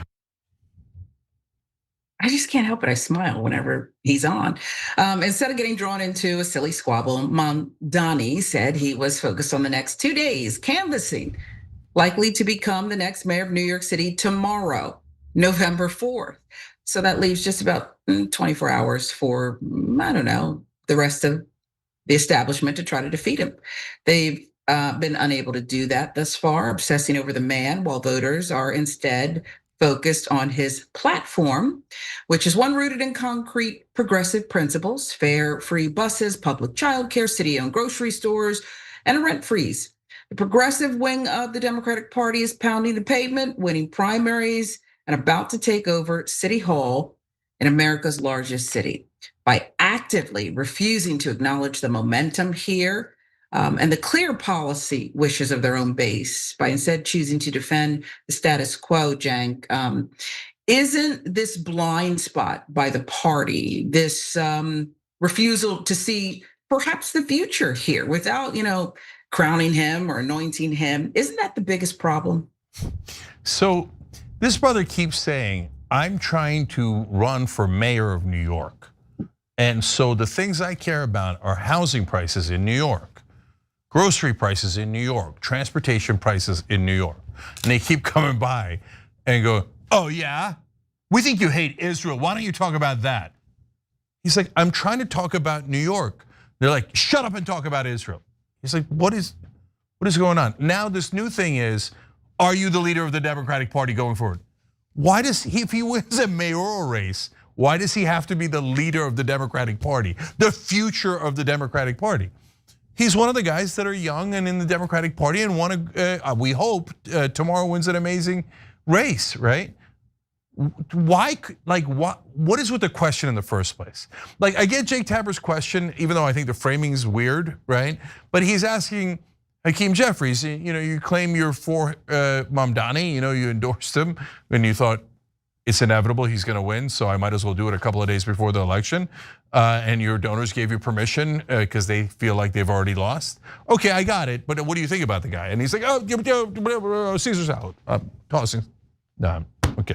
Anyways, I'm gonna give you a needless analogy here. I feel like Zoran is a guy trying to make a snowman. And every once in a while, somebody comes by and hits him in the face with a snowball. He goes, yeah, what do you think about that snowball? He's like, guys, I'm trying to build a snowman. I'm not trying to have this fight, right? And they're like, oh yeah, and then they come, they whale him again in the back of the head with that snowball. And they're like, okay, now what do you think about that snowball? And if he makes the mistake of answering anything, like, well, no, I don't think Israel's right to commit a genocide. They're like, ah! But is anybody else trying to build a snowman?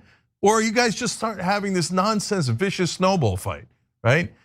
See, the elite, they don't want to build anything. They're already at the top. They don't want any change. So that's why Zoran's like, they're kryptonite.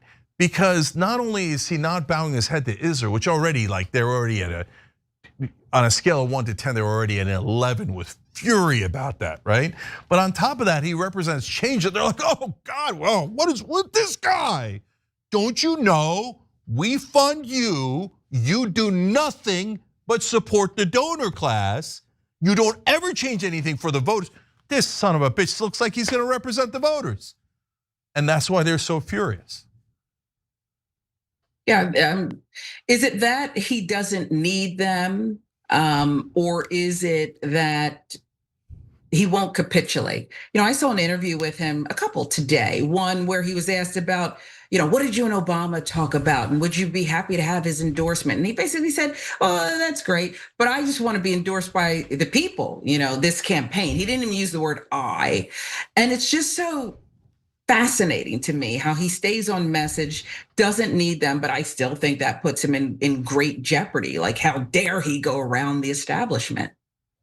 Yeah, look, everything's a trick. And the hilarious thing about mainstream media is they pretend to be objective, right?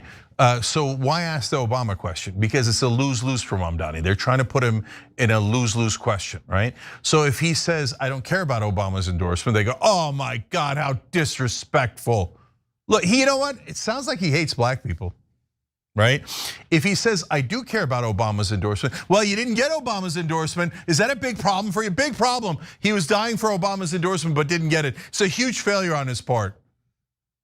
I'm not joking. Those would definitely be the headlines. I've seen it happen 200 times. So if you're objective, why are you trying to catch one of the candidates in a gotcha question with no right answer? It's like asking, when did you stop beating your wife? You're like, wait, there is no answer to that question, right? So, all right, last thing is, I'm so curious what's gonna happen after the election. So like Hakeem Jeffries has this like, we understand, we got the message of the voters. You deserve better. No, dude, that doesn't mean anything. What policies are you for? We've heard you deserve better all our lives, and then you never give us anything, right? So when you turn to Mamdani, he's promised X, Y, and Z. My guess is he's going to try to do those things. Meanwhile, his opponents said, that's it. If Mamdani's elected, New York's gonna sink into the ocean, and he's gonna target all the Jews, and he's gonna try to, what, kill them? I don't know, they're lunatics. I don't know what they believe. There's another lunatic rabbi in New York today giving a speech about anti-Semitic, we're all in danger. Okay, when he doesn't kill you or harm you in any way, what lie are you gonna make up next? When New York's economy doesn't magically collapse overnight, what lie are you gonna make up next? And guys, the most important thing is for you to remember the lies they told before the election. So when you see that Mamdani does not do any of those things, that you know who was lying to you and who was honest. So almost all of, like the Mamdani opponents, there are real ones who are like, hey, I don't like his economic positions. No problem, that's normal, that's America.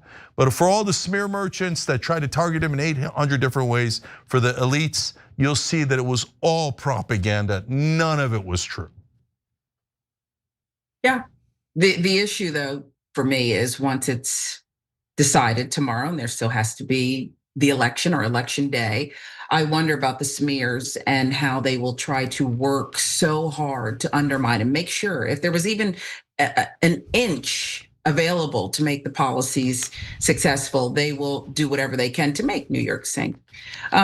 Interesting, we'll see tomorrow for sure. Let's take a quick social break and then we'll get after it on the other side.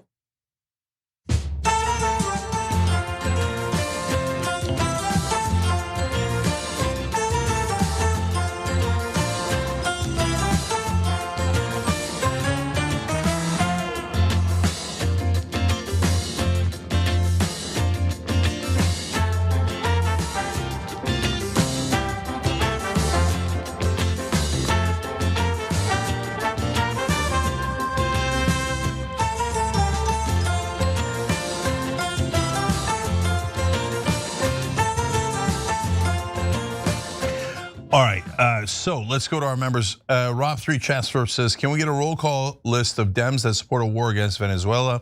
Let's get them all on the record now. No, guys, to be fair to the Democrats, there are, to my knowledge, no Democrats that support the war on Venezuela. By the way, you don't really find those kind of things out when they're in the opposition until they go to a vote, and if they need Democratic votes. If they don't need Democratic votes, you'll never find out which Democrats were secretly in favor of the war. But if they need Democratic votes, all of a sudden one or two will pop up. And then the next time it'll be a different one or two that pop up. And they do this thing that Glenn Greenwald has described as rotating villains. And that's usually how it works. But for now, to be fair, none of them are in favor. Teddy Lucy Linda says, what was that TYT Noble mobile link again? Why, I'm glad you asked. Okay, go.tyt.com/noble. /switch. See, it's a good thing you asked. It's the first day, I'm warming up. Go.tyt.com/switch. Okay, Textan says, not sure about that, Levin. I think the Marxists and the Islamists might have irreconcilable differences. Yeah, I'm always amused by that when they say the Marxists and the Islamists. The Marxists are atheists. The Islamists are not. They would never work together, but facts are optional. Don Dada Dragon says, message for those involved in Operation Hope. If you ever feel like it's too much, go back to Mark Levin's speech. Without you, his words win. Because you do what you do, he cowers like a little bitch waiting for Bibi's next orders, like the little puppy bitch he is. Thank you for what you do, knowing other citizens care, and makes me so proud to have gotten the opportunity to serve America. Thank you for your service. That's a beautiful statement, brother. Really appreciate you. Check out tyt.com/hope. Get involved somehow. Police the White House says when Shapiro accuses Trantifa ideology of killing Kirk, it makes me think Israel is behind it. I mean, yeah, whenever the massive pro-Israel guys like Shapiro and Levin all of a sudden out of the blue are like, no, everyone look there. You shouldn't look there, you should look over there, okay? Because they're trying to distract you. And why they're trying to distract you is a really interesting question. Jeremy, otherwise known as Dad Joke Dragon, said, hi Cenk and Jordan, he wrote in the first hour. My wife Jennifer and I are celebrating our 20th anniversary. It's not until the 12th, but we caught the Stardew Valley concert together and took a trip together. It was and has been great. Could I get a shout out for her putting up with me for all these years? No. Absolutely. Happy wedding anniversary, Jeremy, and your wife, Mom Joke Dragon. We love this community and thank you for being part of it.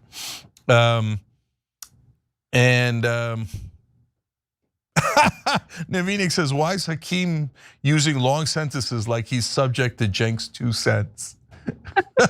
That's funny. That's the first 2 cents joke. Xerox 6085 on Twitch says, Tucker's loving the free advertising. Rafa Run says, Cenk's face should be on the penny. That's funny. AJ Nestor says, I'm 60 and when I see mainstream news, I'm almost universally disappointed. I think you got that right, brother, and we are out of time. We'll be right back.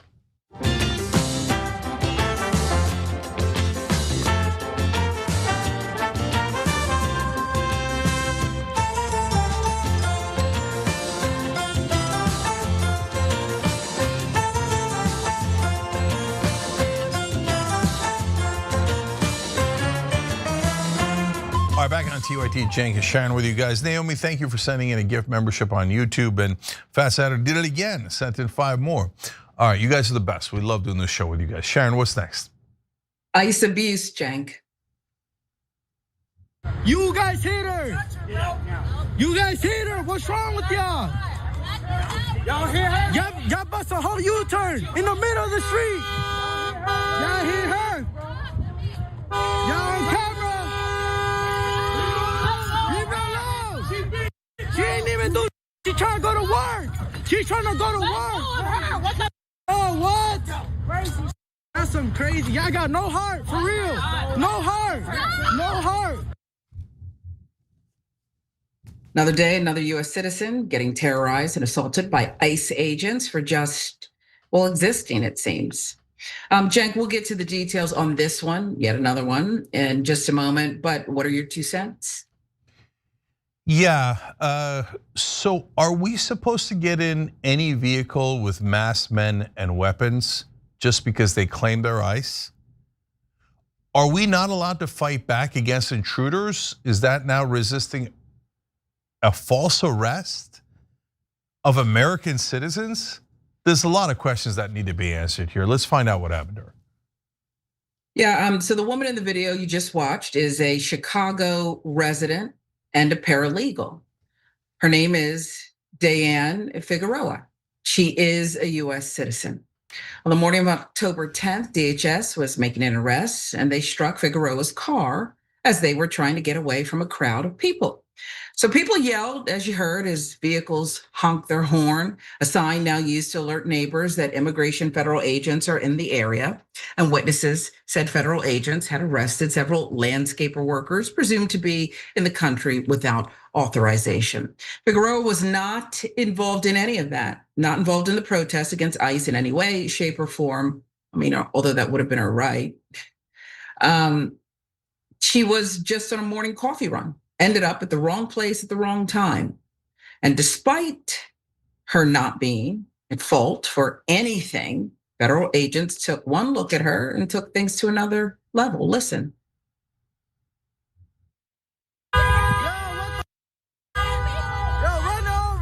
Get a whole lawsuit, what? Whole lawsuit.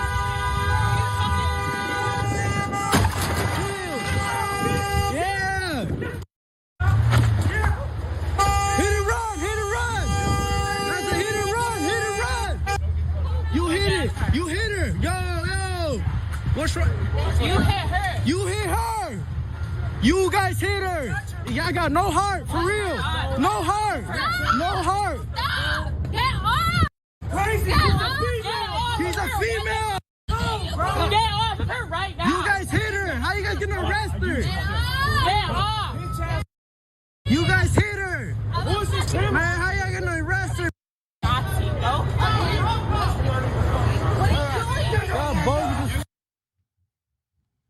And so Cenk asked, are you expected to just get in a vehicle with masked people who don't identify themselves? Apparently, the agents did not identify themselves. They did not present a warrant. They did not inform her she was under arrest.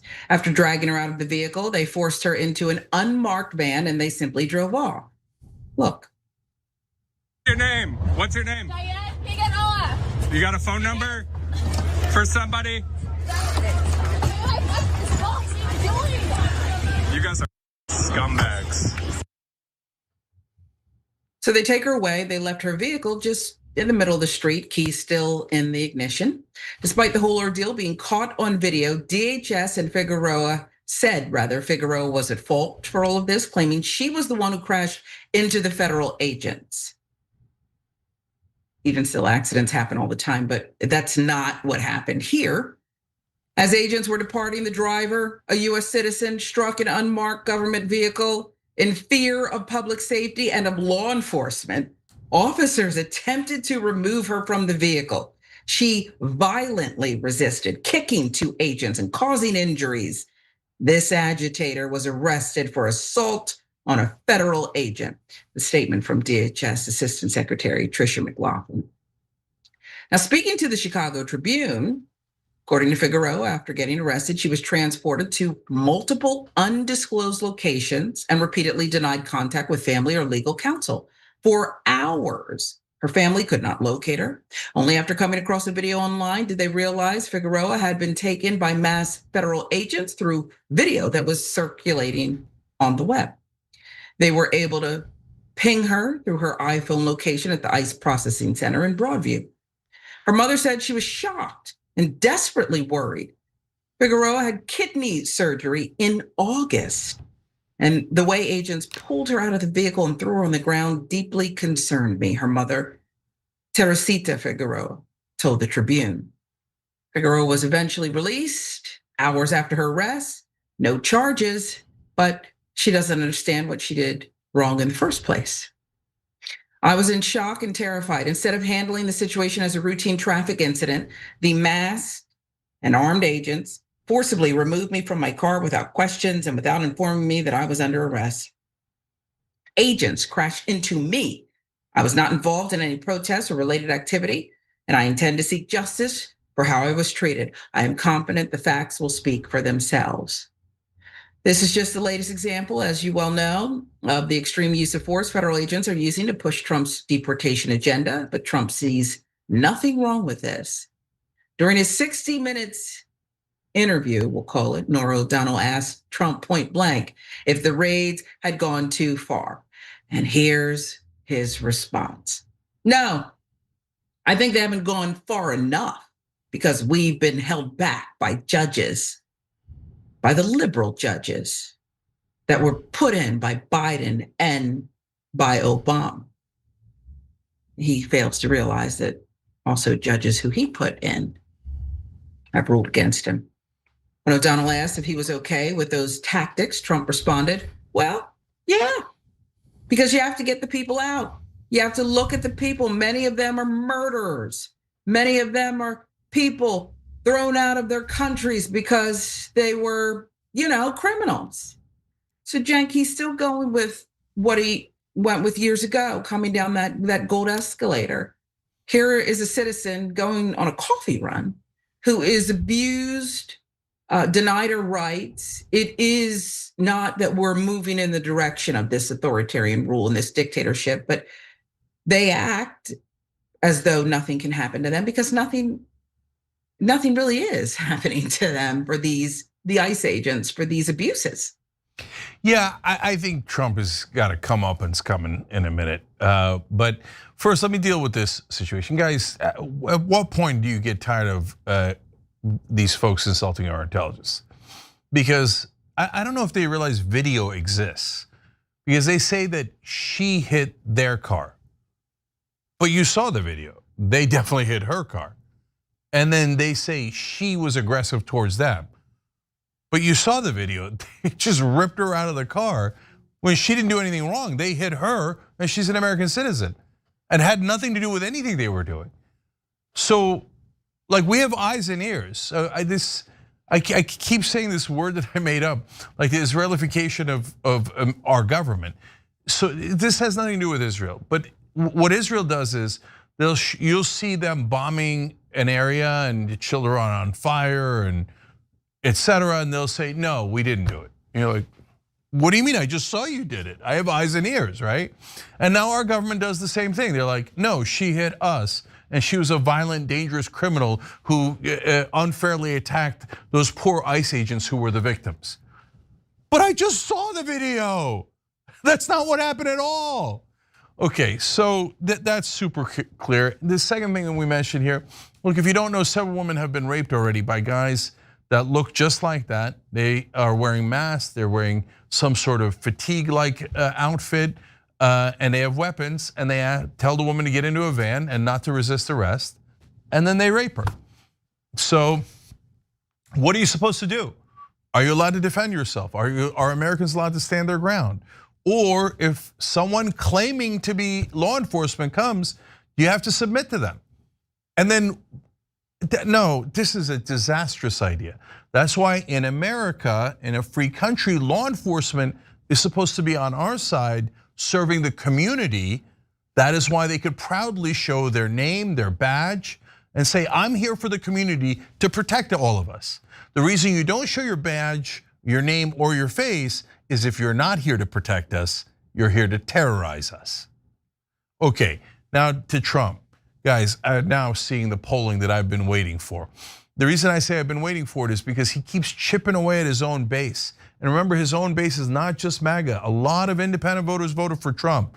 And he's doing these mass deportations that are super ugly, often get Americans involved in it. The independents do not like that at all. The under 30-year-old crowd is gone. He's lost 63 points in the under 30 crowd. It's unprecedented. A giant percentage of Latinos and black folks are gone, right? But so all the people who was beginning to gather to the right-wing side because they thought he was anti-establishment and he was going to stand up for them.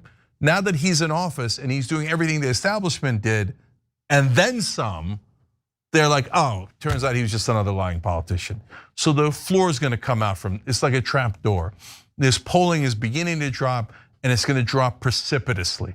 And the minute there's an economic downturn, his polling is going to crash, and I don't know that it could ever recover. The American people didn't sign up for this. They hate that video. They hate what's going on. If you're a MAGA guy going, no, I love it, you're in the minority, you just don't know it. Significant minority. We'll see what happens because he keeps doubling down on it. But he is saving Snap. I think he is now going to allow people to at least eat as they watch the videos.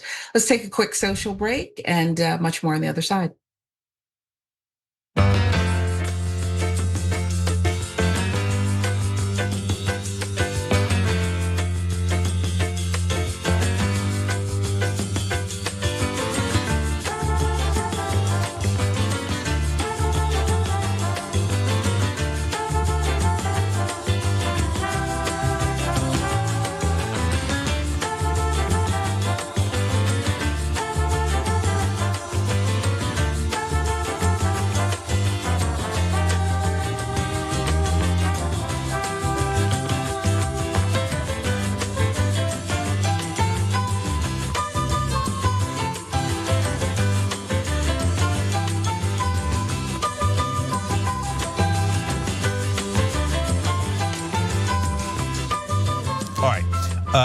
Wang Jun sent in a quote from Anne Frank, and tell me this isn't haunting.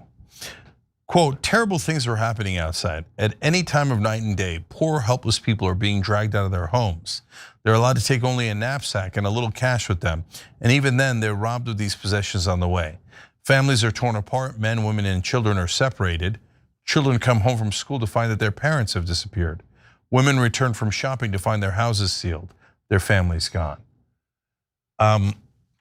Super haunting. In that ICE incident that we just showed you guys, they ripped her out of the car, as you saw. They left the keys in the car, everything else she had in the car. Anybody could have just walked in, taken the car and gone. Sometimes the parents are gone and then the kids are at home or a baby's at home and nobody even knows that the baby's at home. And then they find the baby 2 days later. Like, this is some haunting, crazy stuff going on now. So Trump has no idea how unpopular that this is.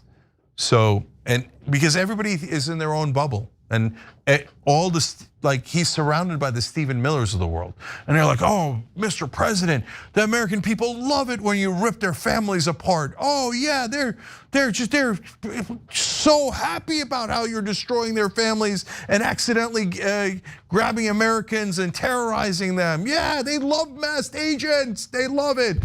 And he thinks they do. Somebody's got to get him out of that bubble. Michael Napin says the regular working class Jewish voters are so fed up with the owner class stealing everything, they're voting in mass for the anti-Semitic candidate, and mainstream media still doesn't understand it. So of course, 67% of Jewish voters in New York under the age of 45, according to the polling, are voting for Mamdani. Overall, Mamdani is getting more Jewish American votes than any of the candidates in the New York race. Why? Because they also live in New York. They also want better housing prices and better prices on food and transportation and everything else. And they know that the mainstream media, et cetera, are giant liars. And that Mamdani is not anti-Semitic. So they could do all their propaganda all day long. It isn't working at all. Benjamin says, oh my gosh, Sharon, yay. So that's a good one, that's nice. Nerd Ferguson says, the past decade of elections has taught me to not pay attention to the polls in the 24 to 48 hours leading into an election. The key is the betting odds. Both times Trump won in an upset, he was the betting favorite at the 11th hour. Mamdani's like 9-1 betting favorite right now. Yeah, I hope that holds, and I hope that that's true. And that's part of why we warned you guys about the other elections before. Casey Haggis writes in on YouTube member section, Trump has raised the price on gas, groceries, cars, and now cocaine. He's killing my pocketbook. That's hilarious. Dana Ron says, listen, America does not have a right to intervene in any other political affairs of another nation, period. It's none of America's business what's going on in another nation, referring to Venezuela.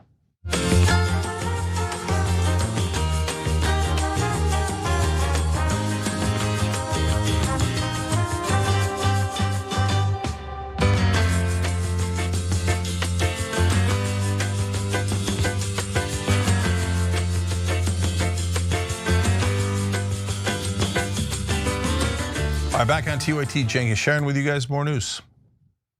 Plain crazy, Cenk.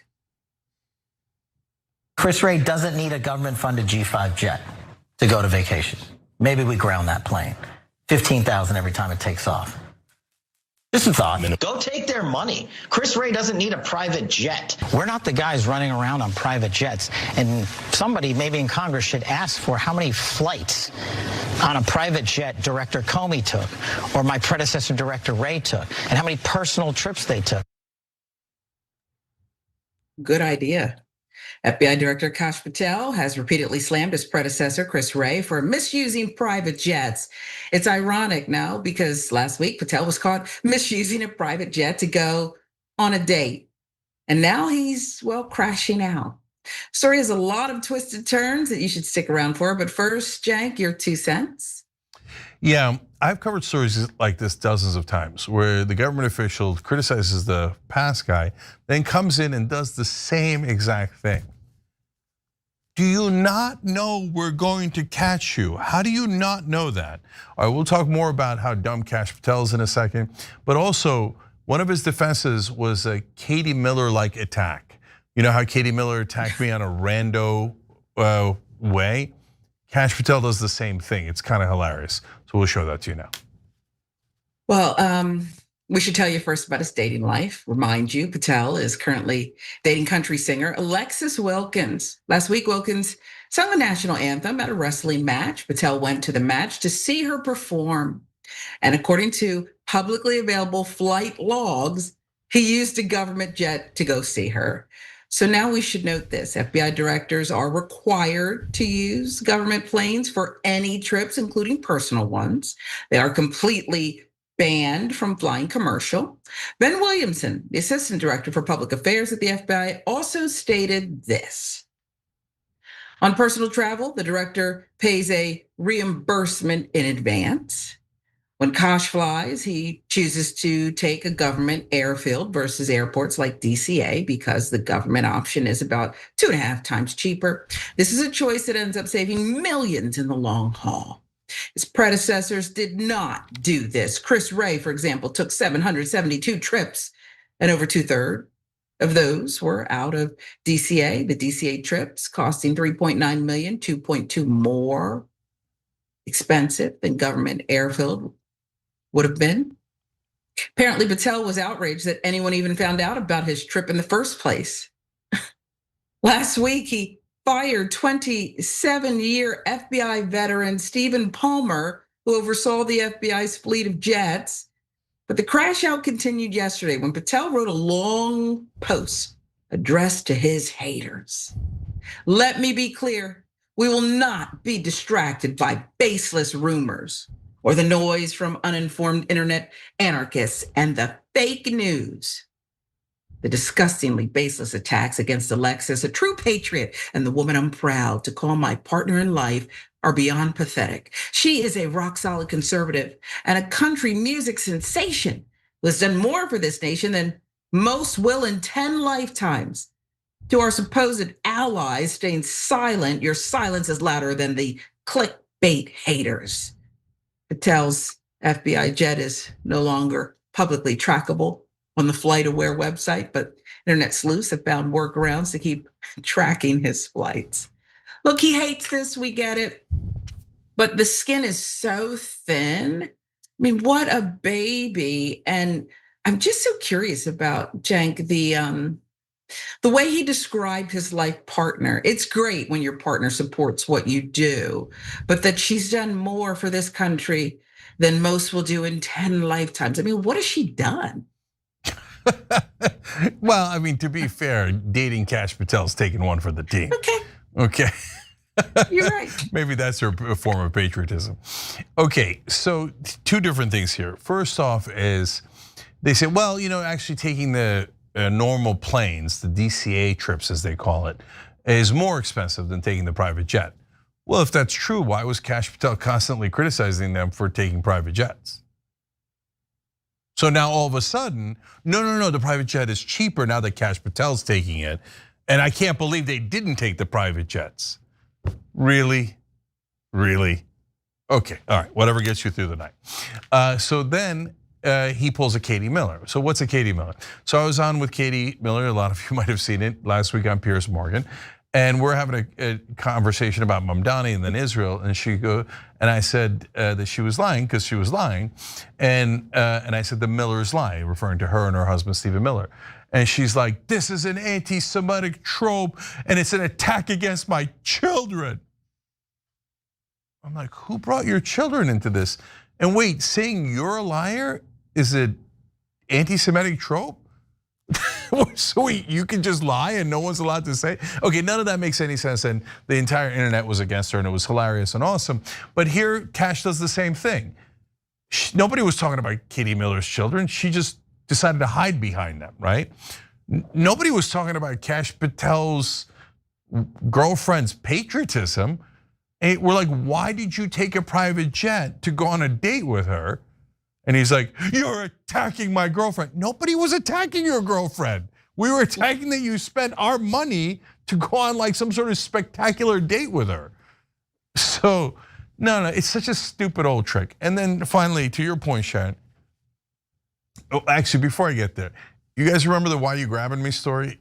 So a lot of the members do. I tell it in the bonus episodes and old school and stuff. Our members shows. Hit the member join button, become a member. Anyways, last fight I got in long time ago. Guy punches me in the face 6 times. This is an incredibly short version of it. And then I finally get him in a headlock, and he starts yelling, "Why are you grabbing me? Why are you grabbing me?" Because you hit me in the face 6 times. That's why I'm grabbing you. So that's Katie Miller and Cash Patel's like that. Why are you grabbing me, brother? You're the one who said don't use the private jets. Okay. So, anyways, to your point, yeah. What? So, like guys in the military, it's risked their lives, maybe lost limbs, etc. Nope. My country's, country star? Is she a star? I don't know. It's like porn stars. Does anybody ever do porn without becoming a porn star? God. Right? Like, so country star, who's like, I don't know how old she is, 27, I don't know how old she is, but like somehow she's done the work of 10 SEAL Team 6 guys. What is this? Okay, all right, whatever, he's such a weirdo. Yeah, Sharon. Can I tell you that I probably watched your appearance on Pierce Morgan's show with Katie Miller probably 100 times. No wine needed. It's just on loop over and over again. It was fantastic in the weirdest way. And here's what I'll ask you, and I know we have to get out of here, but you have said and advocated for sitting down and really talking to anyone who's willing to have a conversation. And I just wonder if you'd sit down with her again, perhaps even on this show. Oh, yeah. I'm super happy to talk to any of them. Katie Miller wants to come on, great. Stephen Miller, great. Randy Fine, great. Okay, happy to have them all on, right? Let's have a conversation. And look, you know me, if somebody comes on and is civil, I'll talk to them in a civil way, let them speak, I speak. I've had like Christian nationalists, people advocating for dictatorship, and we've had perfectly civil conversations because we go back and forth. And then at the end, I mean, I think they're absurd, but that's for the audience to judge, right? But do they want a real conversation? No, they want to shut down all conversation by calling everyone an anti-Semite, okay? And apparently now we're not patriotic enough for not liking Cash Patel's country singer girlfriend. So like their whole thing is cancel culture. We're at TYT, we're the exact opposite of cancel culture. We've been against it from day one when the left was in charge and when the right was in charge. So come and get some. All right. Just leave children out of it, Cenk. Oh yeah, like we brought them in. You know what? Next time somebody attacks me, I'm be like, "Why are you attacking my cat, Mr. Meowsers? It's not fair." Okay, this is an anti-Muslim /atheist /Turk trope. Anyways, all right, we gotta go. All you guys gotta stop being so anti-Turkist. Okay, when we come back, we have a state legislator that one of you guys reached out to and convinced to sign on to the populist plank. And he's like, yeah, that sounds amazing. So he's gonna join us. We're gonna talk to him. And then at 5:30, Andrew Yang. Andrew Yang, now part of TYT in some way. We're gonna talk about his new venture, and we're gonna talk a little politics too. What does he think of the madness that's going on these days? So stay right here.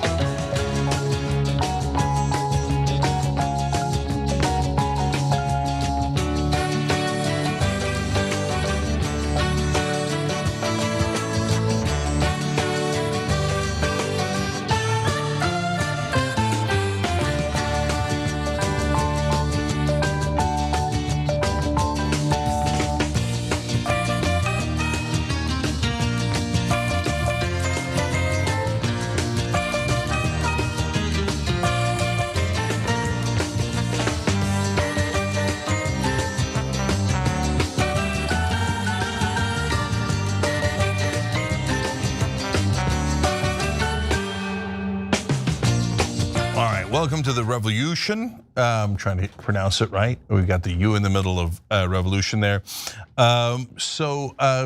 Interesting first guest for you guys, Michigan State Representative Jason Morgan. Representative Morgan, welcome to the show. How you doing? Doing great. Thanks, Jen. Good to be with you. All right, wonderful to have you. So, brother, before we talk about how one of our viewers reached out to you, tell us a little bit about yourself. So, where do you represent?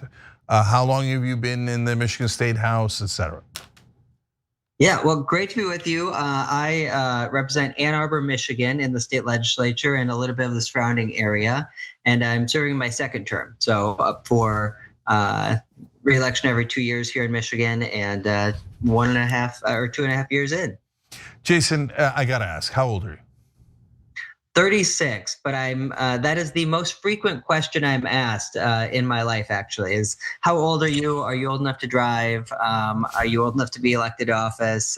You name it. I've heard it and I'm totally okay with it. Okay, so no, the reason I asked is because I realized, oh right, a lot of the legislators these days are younger than me, right? So if you're younger than me, then you probably grew up online. And so you have not been indoctrinated by a lot of the mainstream media propaganda.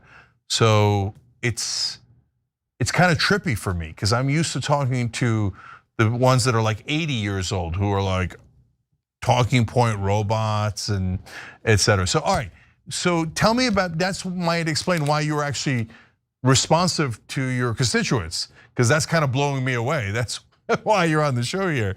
So tell me who reached out to you and what they asked, or how they reached out.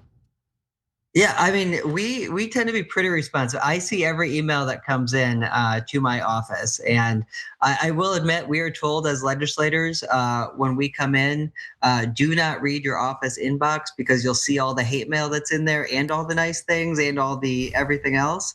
But I like to see everything that comes in. You just never know when somebody's gonna have a great idea that will slip by staff, and I want to know what's coming in. I want to see what's happening and be able to be responsive to folks as quickly as I can. So we had a constituent reach out and say, hey, could you sign on to the populist plank? And I said, I took a look at it and said, wow, this is amazing. These are all of the things that we are trying to work on, from money out of politics to literally we're working on legislation to ban and restrict private equity from buying up housing. And it's such a nuanced issue that I have heard no one talk about prior to us working on this for the last couple of months. So I thought, wow, there's nothing else on this list that I can think of that wouldn't hit something that we care about. That's awesome. Okay, so the person who reached out was this guy whose handle is Killer Quip, KWIP. So he's just a citizen, right? He's a constituent and he reaches out. Was his email polite? Yeah, it was extremely polite. Just said, hey, I think this is a great idea. The Young Turks have this populist plank, and would you sign on? And I will admit, I don't always sign on to like, hey, sign this pledge or this platform, because you usually don't agree with like everything on it or something like that. But in this case, I thought, wow, this is really great. Absolutely. Why isn't this everyone's platform? Why aren't we all working on these things? Yeah, I love it. All right, so for those of you who don't know, let's show you the populist plank so you see what Representative Morgan's talking about. So it's for higher wages, meaning higher minimum wage. Hold on, pause there. I'm gonna come back to it, come back to me. So we just had my daughter's birthday a little while back and got her a card. And so she was born in 2012, so it had all these facts from 2012. And so it's like, okay, this is the price of gas. This was what won the best picture of the year. And one of them was, and back then the federal minimum wage was $7.25. It's still $7.25. So that's why when you see higher wages, like, oh, what do you mean? Isn't everybody for higher wages? No, under Biden, they couldn't pass higher minimum wage. So it's amazing. All right, so back on the graphic, higher wages and higher minimum wage pushes up all other wages. Paid family leave, every other developed nation has it, we don't. In fact, almost every nation on earth has it and we don't, even though we're the richest nation on earth. No more wars, Venezuela, Iran, you name it. let Medicare negotiate drug prices. What kind of capitalist system doesn't allow you to negotiate prices? Money out of politics, that's a big cancer, obviously, in politics. And what Jason was referring to there, ban private equity from buying up homes. Jason, I'm sure you don't know this, but that last one that you guys are working on, I'm very interested in that. And it sounds obscure, but you know that, I'm sure you don't know this, like I said, but this show is trying to bring together the left, the right, the middle, under this umbrella, because almost everyone in the country agrees to those 6, right? The first point of agreement that I had with Charlie Kirk was about that issue. And that's when we were interviewing him at the Republican National Convention. And I say, well, housing prices come up. And I said, what we really should do is ban private equity from buying residential real estate. And he goes, I totally agree. And I was like, oh my God, you do? Right? So apparently the right wing base and the left wing base agrees. So problem solved, except the problem isn't solved. So when you go to try to do that in Michigan, who's in the way? We have not introduced it yet, but I anticipate a whole lot of people are going to be very angry as soon as we put that out there. Actually, probably following this interview and now that they know about it. This is the first I'm sharing that I'm working on it. So I anticipate that pushback to be very, very strong. I have found in the legislature here in Michigan that there are like really big issues like this, like money in politics, healthcare costs, energy costs. If you have real legislation that might actually hit on these issues in a way that will solve the problem, you find people come out of the woodwork and just be angrier than heck. I'm trying not to swear, but angrier than heck at what you're trying to do. And that's usually when you've hit on a critical issue that might actually help people. So private equity and housing, for folks that don't know, this is where you raise a bunch of money from big investors, you buy a bunch of homes with cash or these really cheap loans, you convert them to rentals, or you just jack up the rental costs for people who are already living there. And then you bundle that income together and maybe sell it off, or just keep those rents going up and up and up and sucking more money out of people who live there. And I have heard real horror stories of this from folks who have actually, frankly, done it. Private equity investors who've told me that they have bought up neighborhoods, raised the rents 30%, and just started making a bunch of money. And when I said, well, why? The answer to that is simply because they can't, because there's no one stopping them. And when I said, well, what about those people who live there and their ability to pay to stay living in their home? And they said, well, they can afford it. We've calculated that they can afford it based on their income. But there's a difference between technically being able to afford it and it being the right thing to do or the wrong thing to do. It's absolutely the wrong thing to do. And it's just parasitic, I think, to our country if we allow private equity firms to continue buying up homes and neighborhoods and residences and just sucking money out of our people and out of our communities. It's wrong, and I think we've got to stop it, and I don't really care who it makes angry. I love it.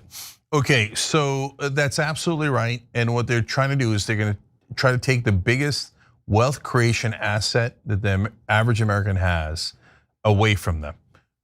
So instead of you creating that wealth, the bankers are gonna create wealth for themselves.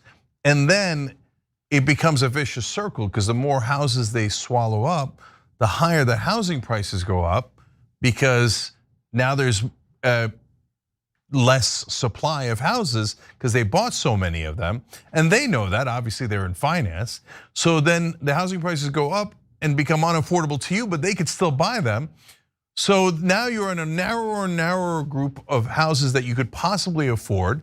And then on top of that, once you become a renter, they got you hooked. You can't leave your job, you can't do anything, your freedom's gone, because you need to be able to pay the rent, but you can't create any wealth because you don't own it. So that's why you need legislators like Representative Jason Morgan here and others. Josh Turk in Iowa has proposed a bill like this. I think Daniel Bisted in Illinois, mayor of Evanston, Illinois. So I love that it's out there and it's making the rounds. But Jason, you said something really interesting there. They come out of the woodwork. who is they and what's the woodwork? Like, is it lobbyists? Is it other politicians? Because I don't think that there's anyone on the right or the left or the center, any real citizen who's like, oh my God, what are you doing, trying to stop housing prices from going up? I need them to be way higher. I don't know a single person like that. So who are they? Generally lobbyists, and a lot of times if entities don't have a lobbyist in a state, they will then immediately start hiring up if there's legislative work around that area. To give you one example, we introduced a bill on making it easier to unsubscribe from online subscriptions. There are lobbyists calling me that I had no idea were working for these different tech companies that immediately came out requesting meetings. And I'm happy to meet with them, love to hear their perspective and why they support or oppose, generally oppose. Actually, it's very rare that somebody reaches out and says, hey, I like what you're doing when you're trying to take on some big corporation. But you certainly hear from a lot of folks who don't particularly enjoy what you're doing. And we had great meetings with folks, but it's these kind of things. So lobbyists reach out and they find that you've struck a chord with an industry that's making money off folks, and you're trying to make it so that maybe people save a buck at the end of the day.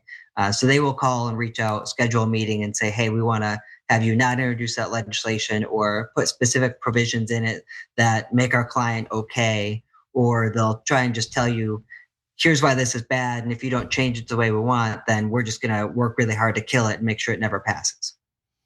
Yeah, I want to keep following this because if others, legislators oppose this bill, they better have a good reason. And because my sense is they don't have a good reason other than the campaign cash they got, right?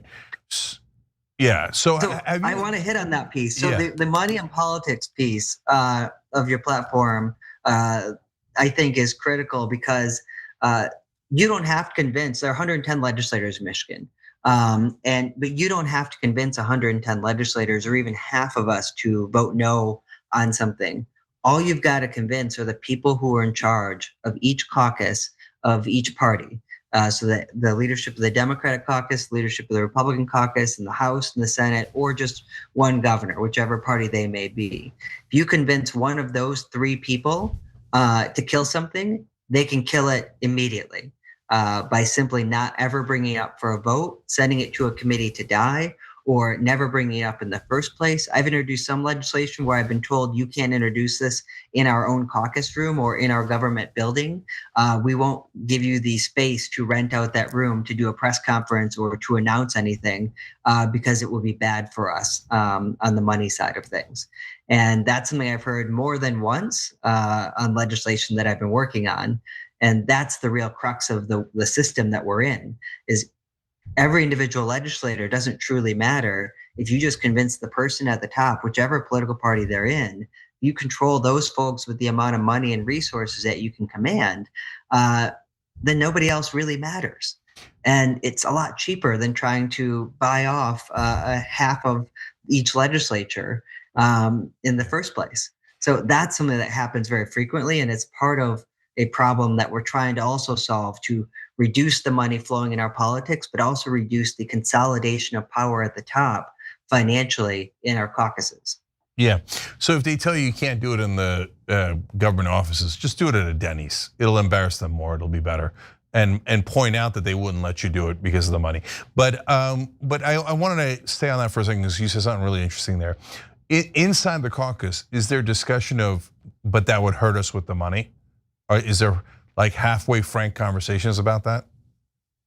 I'll say it this way. I talk to my colleagues on the Republican side of the aisle as well, and this happens in both parties, in all chambers of the legislature in Michigan, both chambers.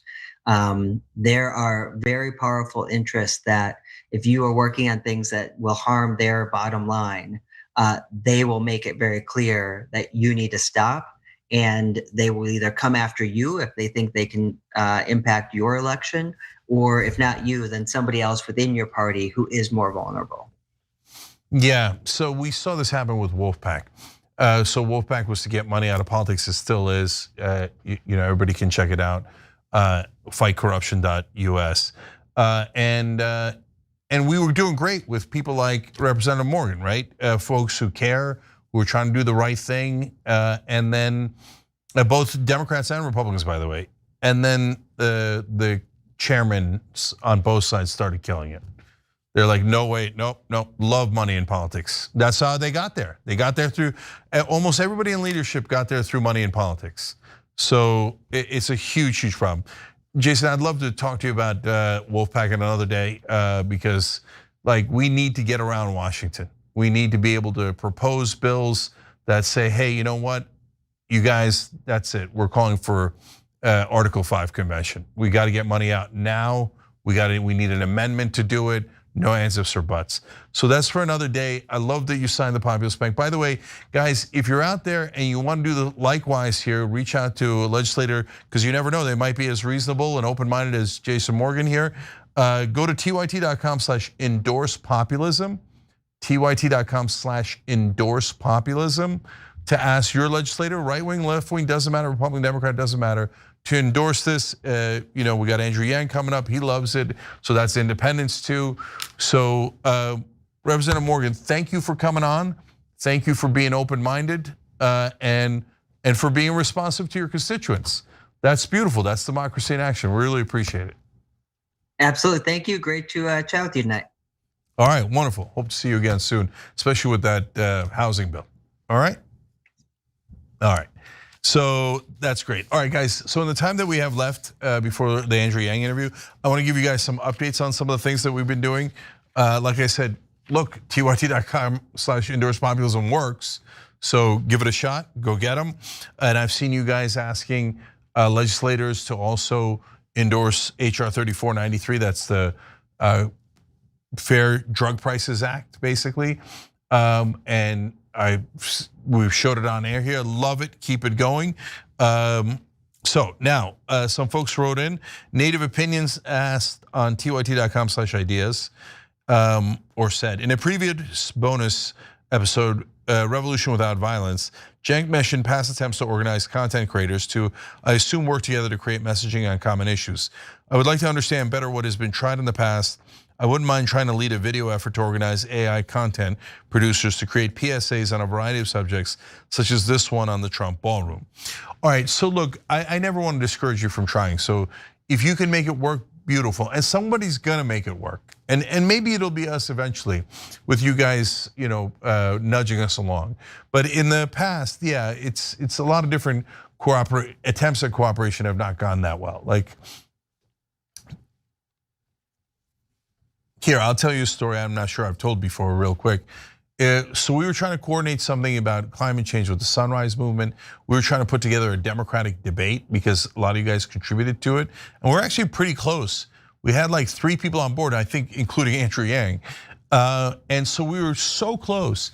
And we wanted Sunrise to work with us because it was about climate change, right? And it hadn't been getting enough coverage in the Democratic primaries. And the local group in Iowa was like, no, we're gonna work with the Republicans and blah, blah, blah, blah. And we know this and you don't know and we know. And I was like, a bunch of 24-year-olds are telling me that they figured out how to get Republican politicians to care about climate change. And they got this thing on lockdown and they don't want to work with anyone else. All right. I mean, it's just, don't take it out on that one group. It's a local chapter, etc. They're probably way long gone. And that's why I'm telling this story in hindsight, because I didn't want you guys to get upset at them. But it's just a representative story. Like, you go to work with other groups on the left. Okay, but how about email lists and this and that? What's in it for me is like the biggest question. I don't know, how about the actual issues that you claim you're working on? How about that? I'm not asking for anything. So I haven't had a lot of luck in that regard. I mean, sometimes, and then with the content creators, they're so hard to organize. And we have another problem on the left, if we're being honest. It's more of a historical problem. I don't see it as much these days. Like one person declaring that they're the king of the left and canceling everyone else. No, he said something that I didn't like. That isn't, and now forget like scandalous things, like that is an incorrect opinion. now you have to cancel them. No, I'm not going to cancel them. That's not my business, right? No, that's it. And then a rebellion begins, and then everybody cancels each other. Ay, ay, ay. How many years we wasted like that? So I'm just keeping it real. You asked, I'm answering, okay? So I was going to say the right wing doesn't have that many, doesn't have as big a canceling problem. And then I was like, wait, what am I talking about? Today on the show, we did the whole thing about Mark Levin and Ben Shapiro trying to cancel Tucker Carlson, Candace Owens, everybody else that won't bow down to Israel. So now right wing has it even bigger than left wing had it. So eventually we're all going to cancel each other, and there's going to be but no one left, and the elites are going to be like, yes, yes, we got them all to cancel each other, and now our power's totally unchallenged. Anyways, okay. So, native opinion, undeterred, kept going. I didn't know that I was going to. And there was a video. I don't know if we should have time to show the video or. Let's just keep going on it. Sorry, native opinion video next time. Cenk often says how awful Democrats are at messaging. I think one way to change that is to organize content creators with a mission to show Democrats how to message effectively while also showing Republicans they are not the only game in town. I'd love to hear other thoughts, particularly from those who are currently producing content. Can we get more content created in a short period of time on top 10 issues leading up to the 2026 election? Okay, so now this I like a lot. So that's a little bit different. Number one, what am I doing here? I'm not looking to cooperate with the groups. If they come in, wonderful, we're happy to have them, right? Or other content creators, again, if they come in, we're love to have them, right? I'm looking to mainly work with you guys, the average person, right? Because you guys have so much talent that's going untapped. We asked you guys to build websites, boom, all of a sudden there's websites. So social media, oh my God, I think you guys could kill it on social media. And I want you guys doing these things that we're talking about here and doing it better than us so I can highlight it and get you some credit that you deserve for a greatly edited video, a meme, a graphic, anything you guys got.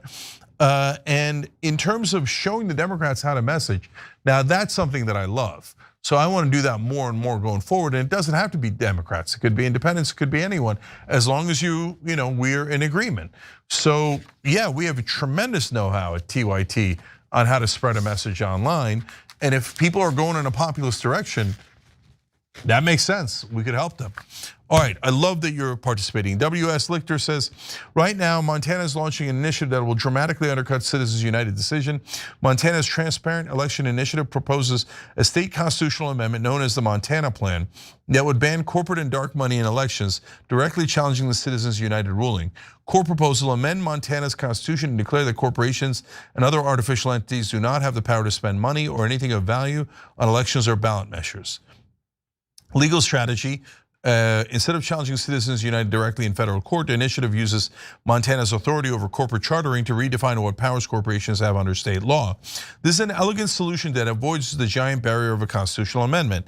If we were able to leverage what Wolfpack has already achieved in terms of connections, we could advocate for the Montana Plan language as a local referendum or state amendment and effectively shut down corporate funding of elections on a state-by-state level. The legal language being proposed is very solid. Please check out the Lever podcast on the Montana Plan for a great in-depth Q&A. It's incredibly exciting. You know what?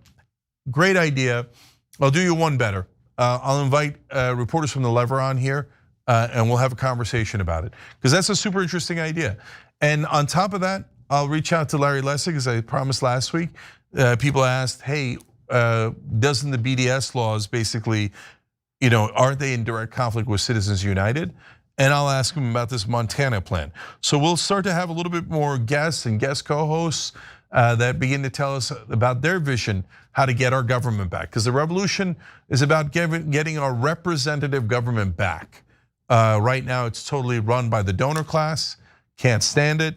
I mean, look, one of the things we've been focusing on is there's an American kid in an Israeli prison right now. He didn't do anything wrong. He's lost 30% of his weight. He's terribly sick, and the American government isn't even trying to get him out. Why? Because Marco Rubio is the Secretary of State, and Marco Rubio has gotten, at a bare minimum, $6 million from the Israeli lobby. So he thinks, I don't represent America. I don't care about that 16-year-old American kid who should be right now in school in Florida. So that's why we're asking #free our child, but he won't. There's no way Marco Rubio cares about an American kid. He only cares about Israel because they're all servants of the donor class, and that's a huge donor for Marco Rubio. So make sure you're supporting Wolfpack. That's fightcorruption.us, and let me get those guys on here. Let me get all those different guys on here with their different ideas on how to defeat money in politics. Because as you heard from Representative Morgan there, if you don't defeat money in politics, the chairman of the committees, the leadership in both parties are totally owned by the money, and they will never do anything for you. They're giant liars. They're in a lot of ways traitors, to be honest. I don't mean it in some hyperbolic way, and we never do anything physical or violent, ever.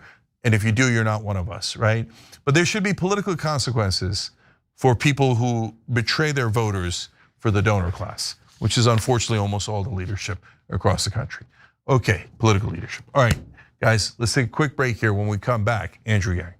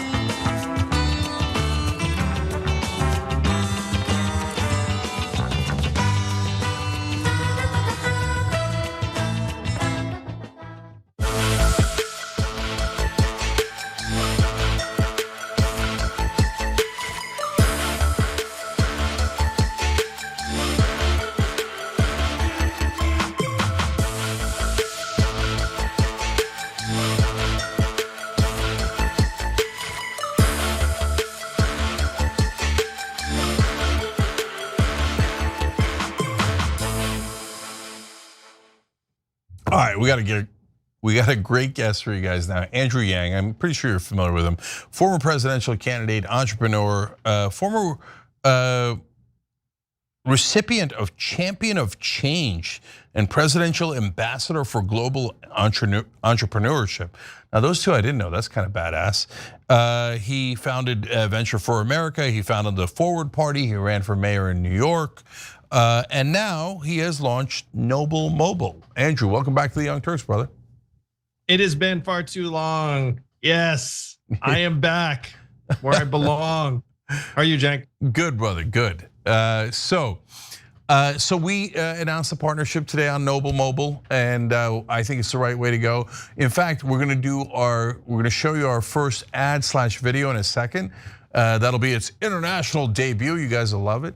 But I'm gonna ask Andrew some uncomfortable political questions in a minute as well. Okay, so got that in store for you guys. First, Andrew, what's Noble Mobile? Well, Cenk, everyone remembers me running for president on AI taking the jobs and that we should give everyone $1,000 a month. I've been searching for ways to get money into people's hands ever since, and I realized that we're all paying hundreds of dollars, in my case, over $1,000 extra to Verizon, AT&T, the big mobile carriers. We pay on average $83 a month for our wireless data. In Europe, that's $35.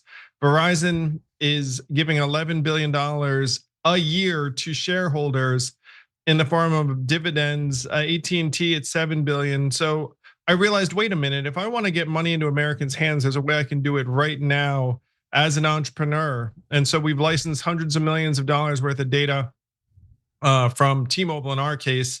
And then we're using it in part to save Americans money, but also to try and bring the temperature down and improve our mental health by getting us off of what my friend Hassan Minhaj calls our rectangles of sadness. Noble Mobile actually pays you if you log off, look up, touch grass, use a little bit less data, and doom scroll a little bit less.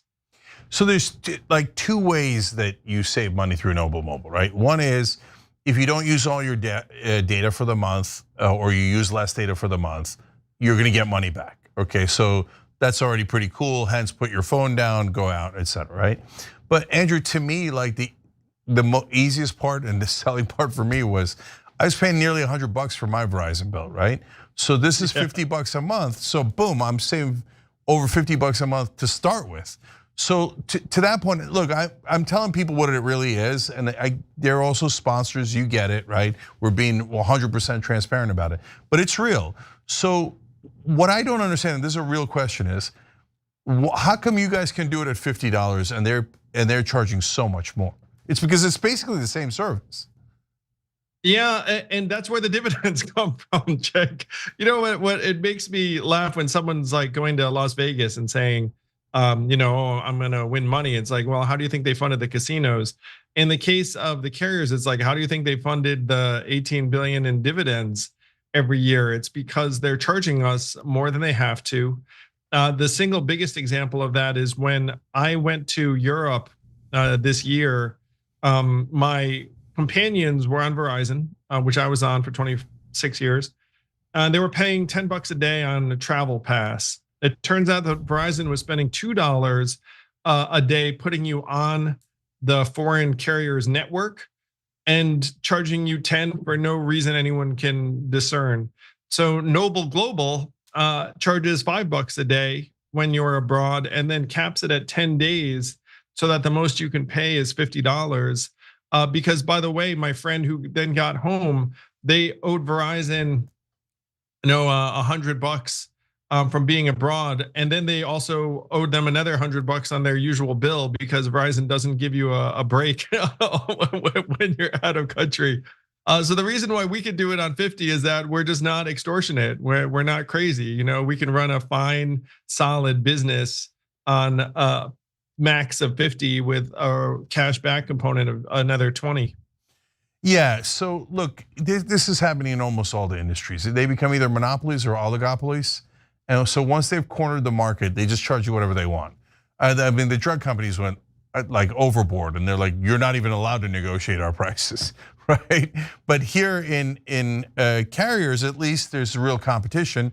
There wasn't before. You had to pay some crazy number, no matter what. Now all of a sudden there's Noble Mobile, etc., and voila, price competition, and that's how a market's supposed to work. And the fat cats, they get too fat, etc. So now, by the way, that's what happened in Europe, Cenk. Like prices came down because you had something called competition, and that's why I started Noble. Is like, look, we have to give Americans more choice and get the prices down to what they should be. And so it's a real pleasure. We're going to save Americans billions of dollars and also get people off their phones a little bit. Yeah. So if you want to do it through us, go.tyt.com/switch. What we're trying to do is gather the good guy companies here, people that are actually looking out for you and actually trying to save you money. So Andrew and I did our first little video together just a couple of days ago. This will be its international debut, so I'm sure everybody's on pins and needles here. Let's watch and have a little fun. Hey Andrew, what's up? Hey Cenk, you ready to make the switch? Yeah, I guess. I promise it's easy, universal, basic, and you get income. Yeah, you keep saying that. But you sure I'm gonna have coverage? Of course you will. You think I would have bad service? I'm Andrew Yang, of course I have good service. All right, let's try it. But I'm so bad at text. So, wait, should I do this thing of the hashtag business? Andrew, you're still on, right?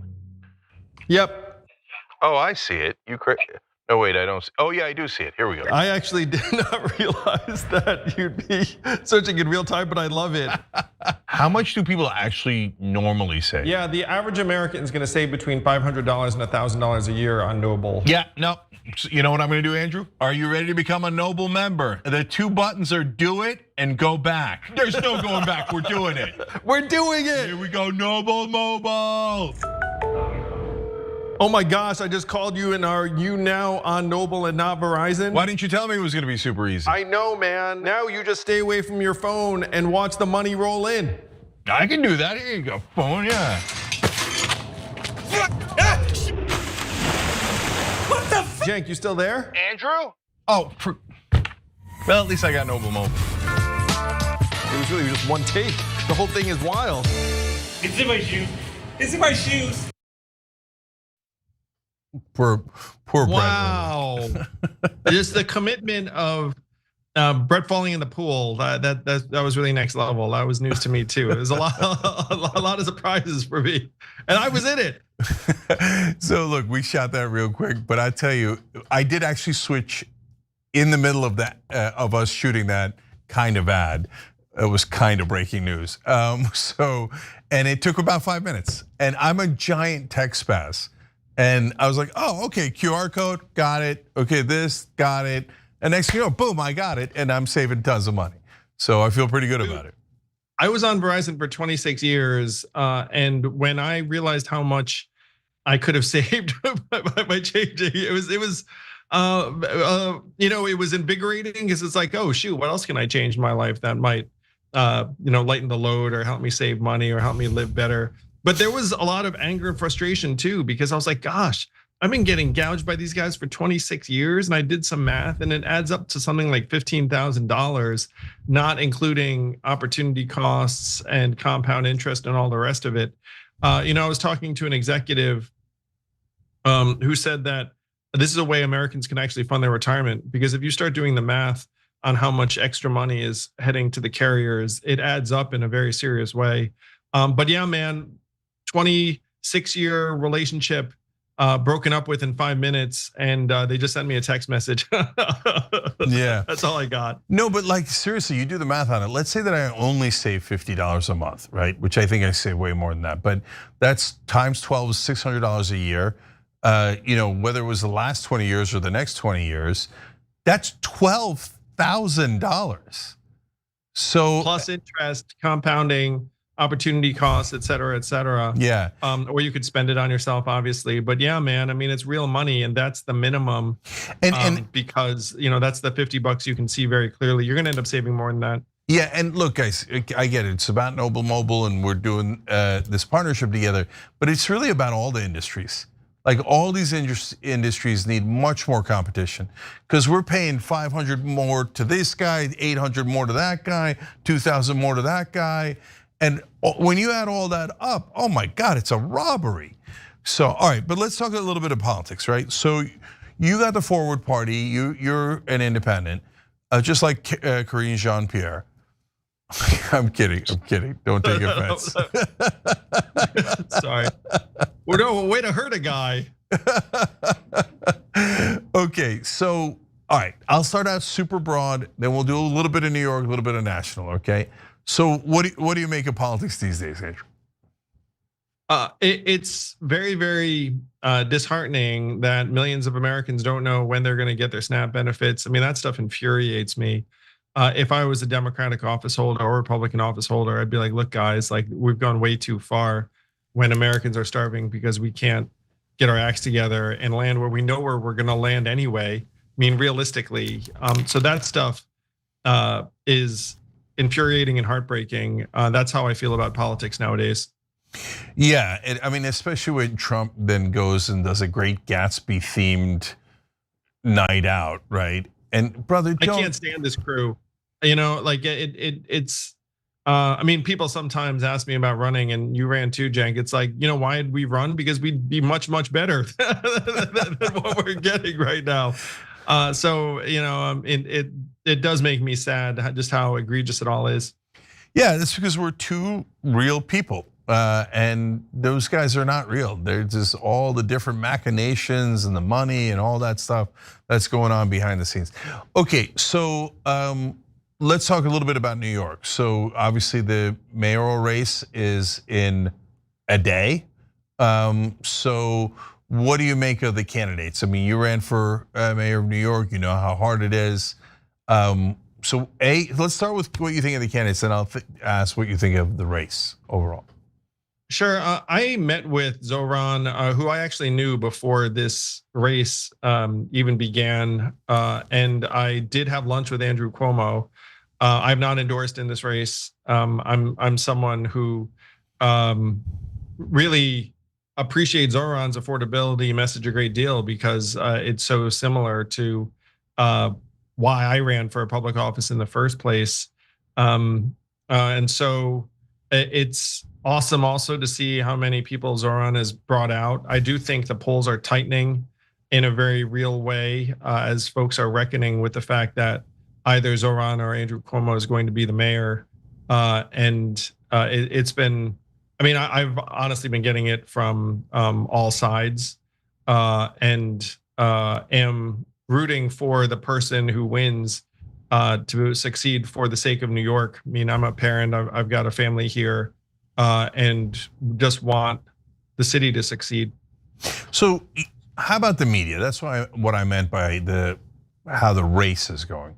Because so Mamdani's constantly being asked about different countries. He's being attacked in 8,000 different ways. When you ran, you had an interesting interaction with the media in New York, and you were for while you were the front runner, so then you got attacked even more.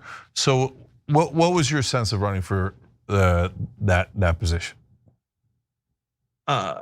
Interesting is a euphemism in terms of characterizing the media and the relationship. I told my wife, Cenk, I'm not sure if I've ever shared this publicly, but like, you know, like when you're the front runner, you feel like you're just getting pelted all of the time. And I'm sure that Zoran is going through some version of that. It is, if you're a human being, I mean, it's a very uncomfortable feeling. You know, like I mentally had this checklist about like how many days are left in the race so I could like run through the tape. And in many ways, the days just felt very, very long, in large part because of the media. The media, I don't think anyone thinks is playing it straight. And it's one reason why politics are so nasty in New York, that the media often feeds the nastiness. Yeah, it's interesting. I had a similar experience. Like when you run, it's so stressful, and there's so many nonstop attacks that you at some point like are hoping to get to the end, right, and be done with this thing. And you want to believe the best of people, but then after a couple of reporters put out unflattering pieces or hit pieces, you start to be, you know, because you're a human being, you're like, oh, and then when the next reporter starts asking you questions, you start trying to figure out how they could spin it negatively, which is a very, very bad feeling if you're someone who wants to believe the best of people or think that professionals are just going to call it like they see it. Yeah, in fact, I remember when I ran for Congress, these reporters would have great conversations with me, and they'd be like, "Oh, I loved what you said in the debate, and I'm a Bernie guy, blah blah blah blah blah," and then they'd go and write a giant hatchet piece. And you're like, what? And so like you don't know what to believe anymore. It's a weird game that they put you in. So it puts your faith in human nature to a real test. Let's put it that way. Yeah, unless you've dealt with it, it's hard to understand what monumental liars some of the folks in mainstream media are. Like, and then they pretend to be objective. It drives me crazy. But what do you think? What was your sense in New York? What their real purpose was? The media. Did you say the purpose of the media? Or? Yeah, like so they're not being straight with people. So what do you think their real game is? They often have an agenda. They often have someone, let's say the publisher, who's like, look, we're going to try and make one candidate look lousy and the other candidate look good by comparison.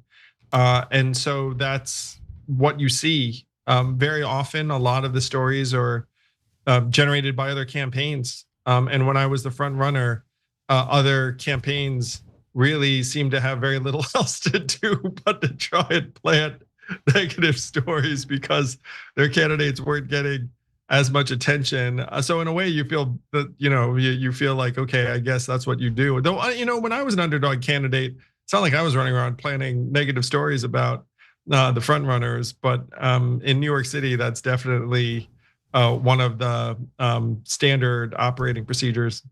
So what was tougher, running for president or running for mayor of New York?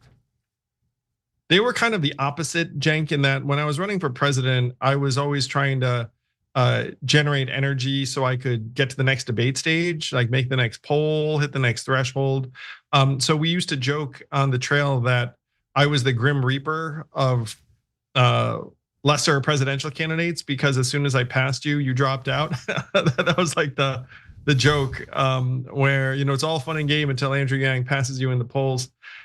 In the mayoral, I was the front runner, and so just got exposed to negativity just about every day because there were maybe a half dozen other candidates whose job it was to pass me, and thus the easiest thing to do in any given day would be to try and drag my numbers down.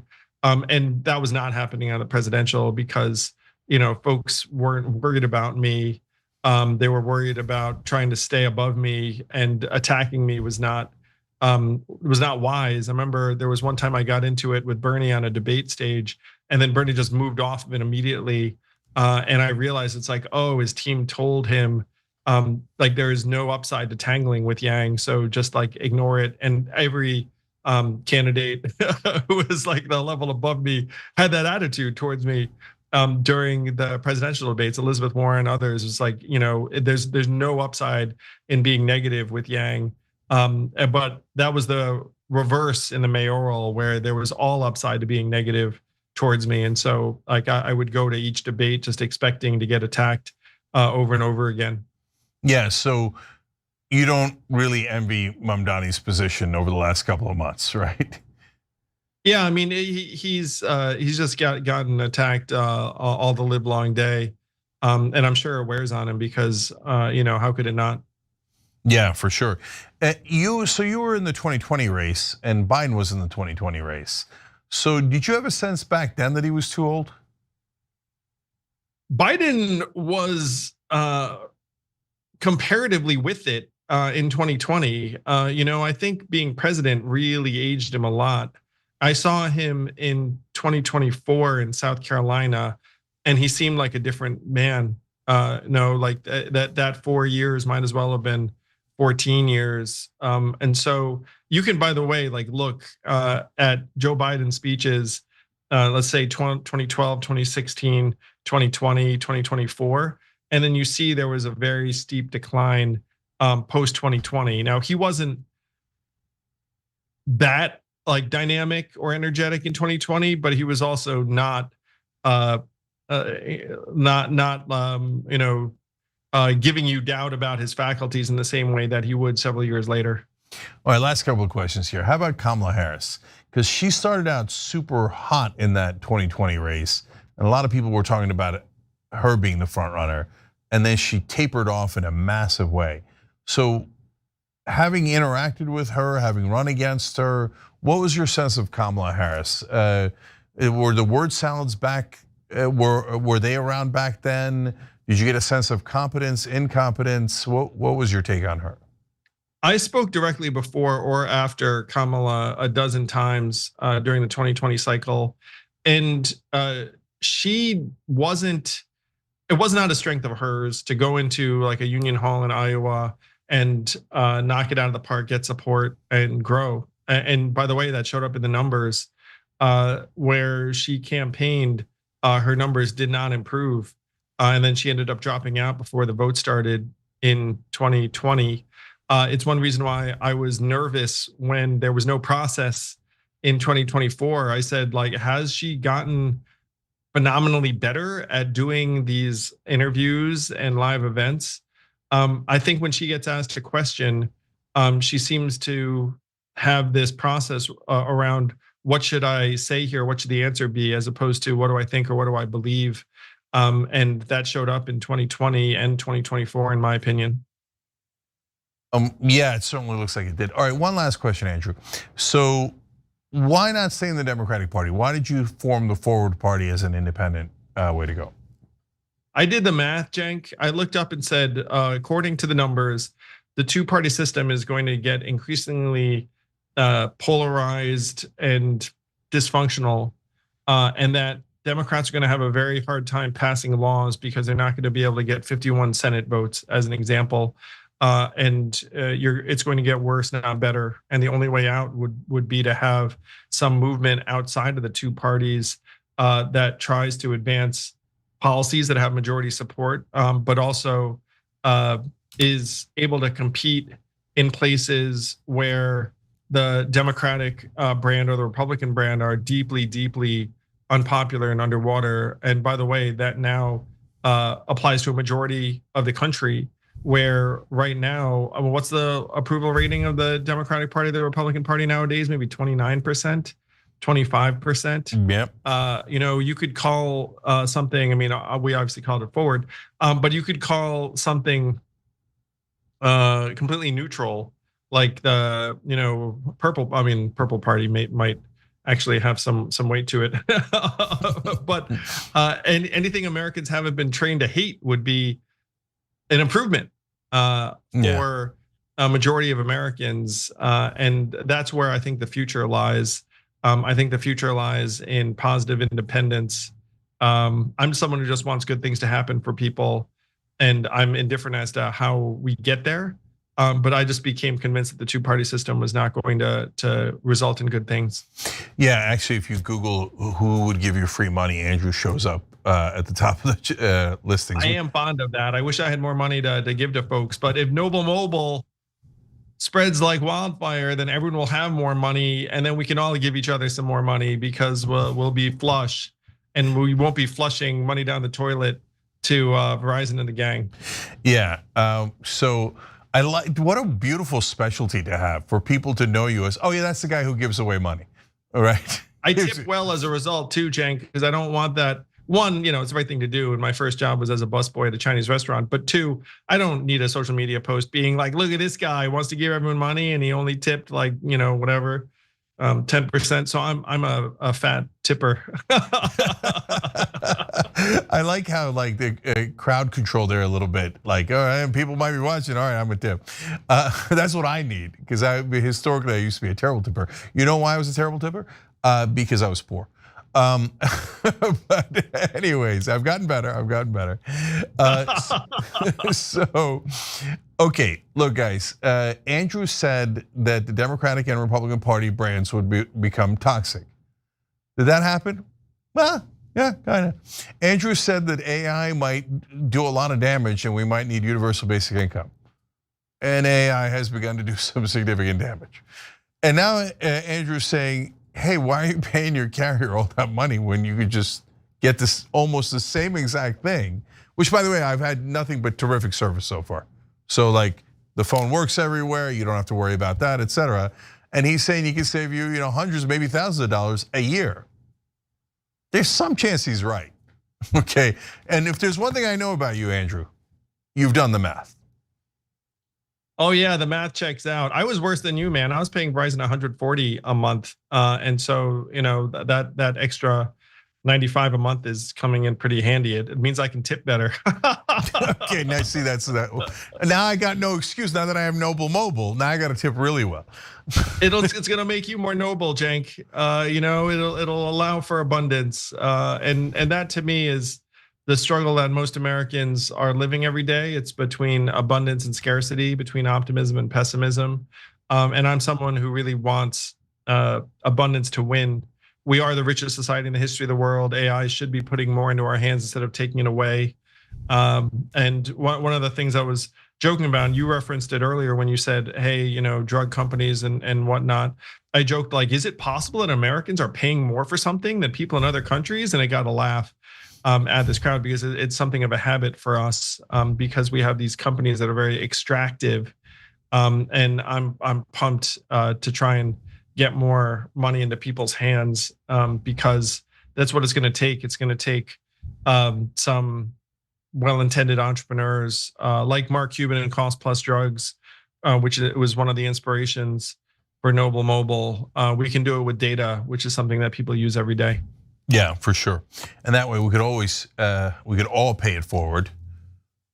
Pay it forward party, something along those lines. All right, I'm always combining these things. All right, Andrew Yang, everybody, we're gonna see him more. Hopefully, maybe he'll stop by the studio. We'll do a show together. Love it. Welcome aboard, brother. Great to have you. Thanks, Cenk. You'll be seeing more of me for sure. I'm gonna come visit you in LA. All right, I love it. All right, everybody, check out Noble Mobile. Save yourself a lot of money. Andrew, you're awesome. We'll see you soon.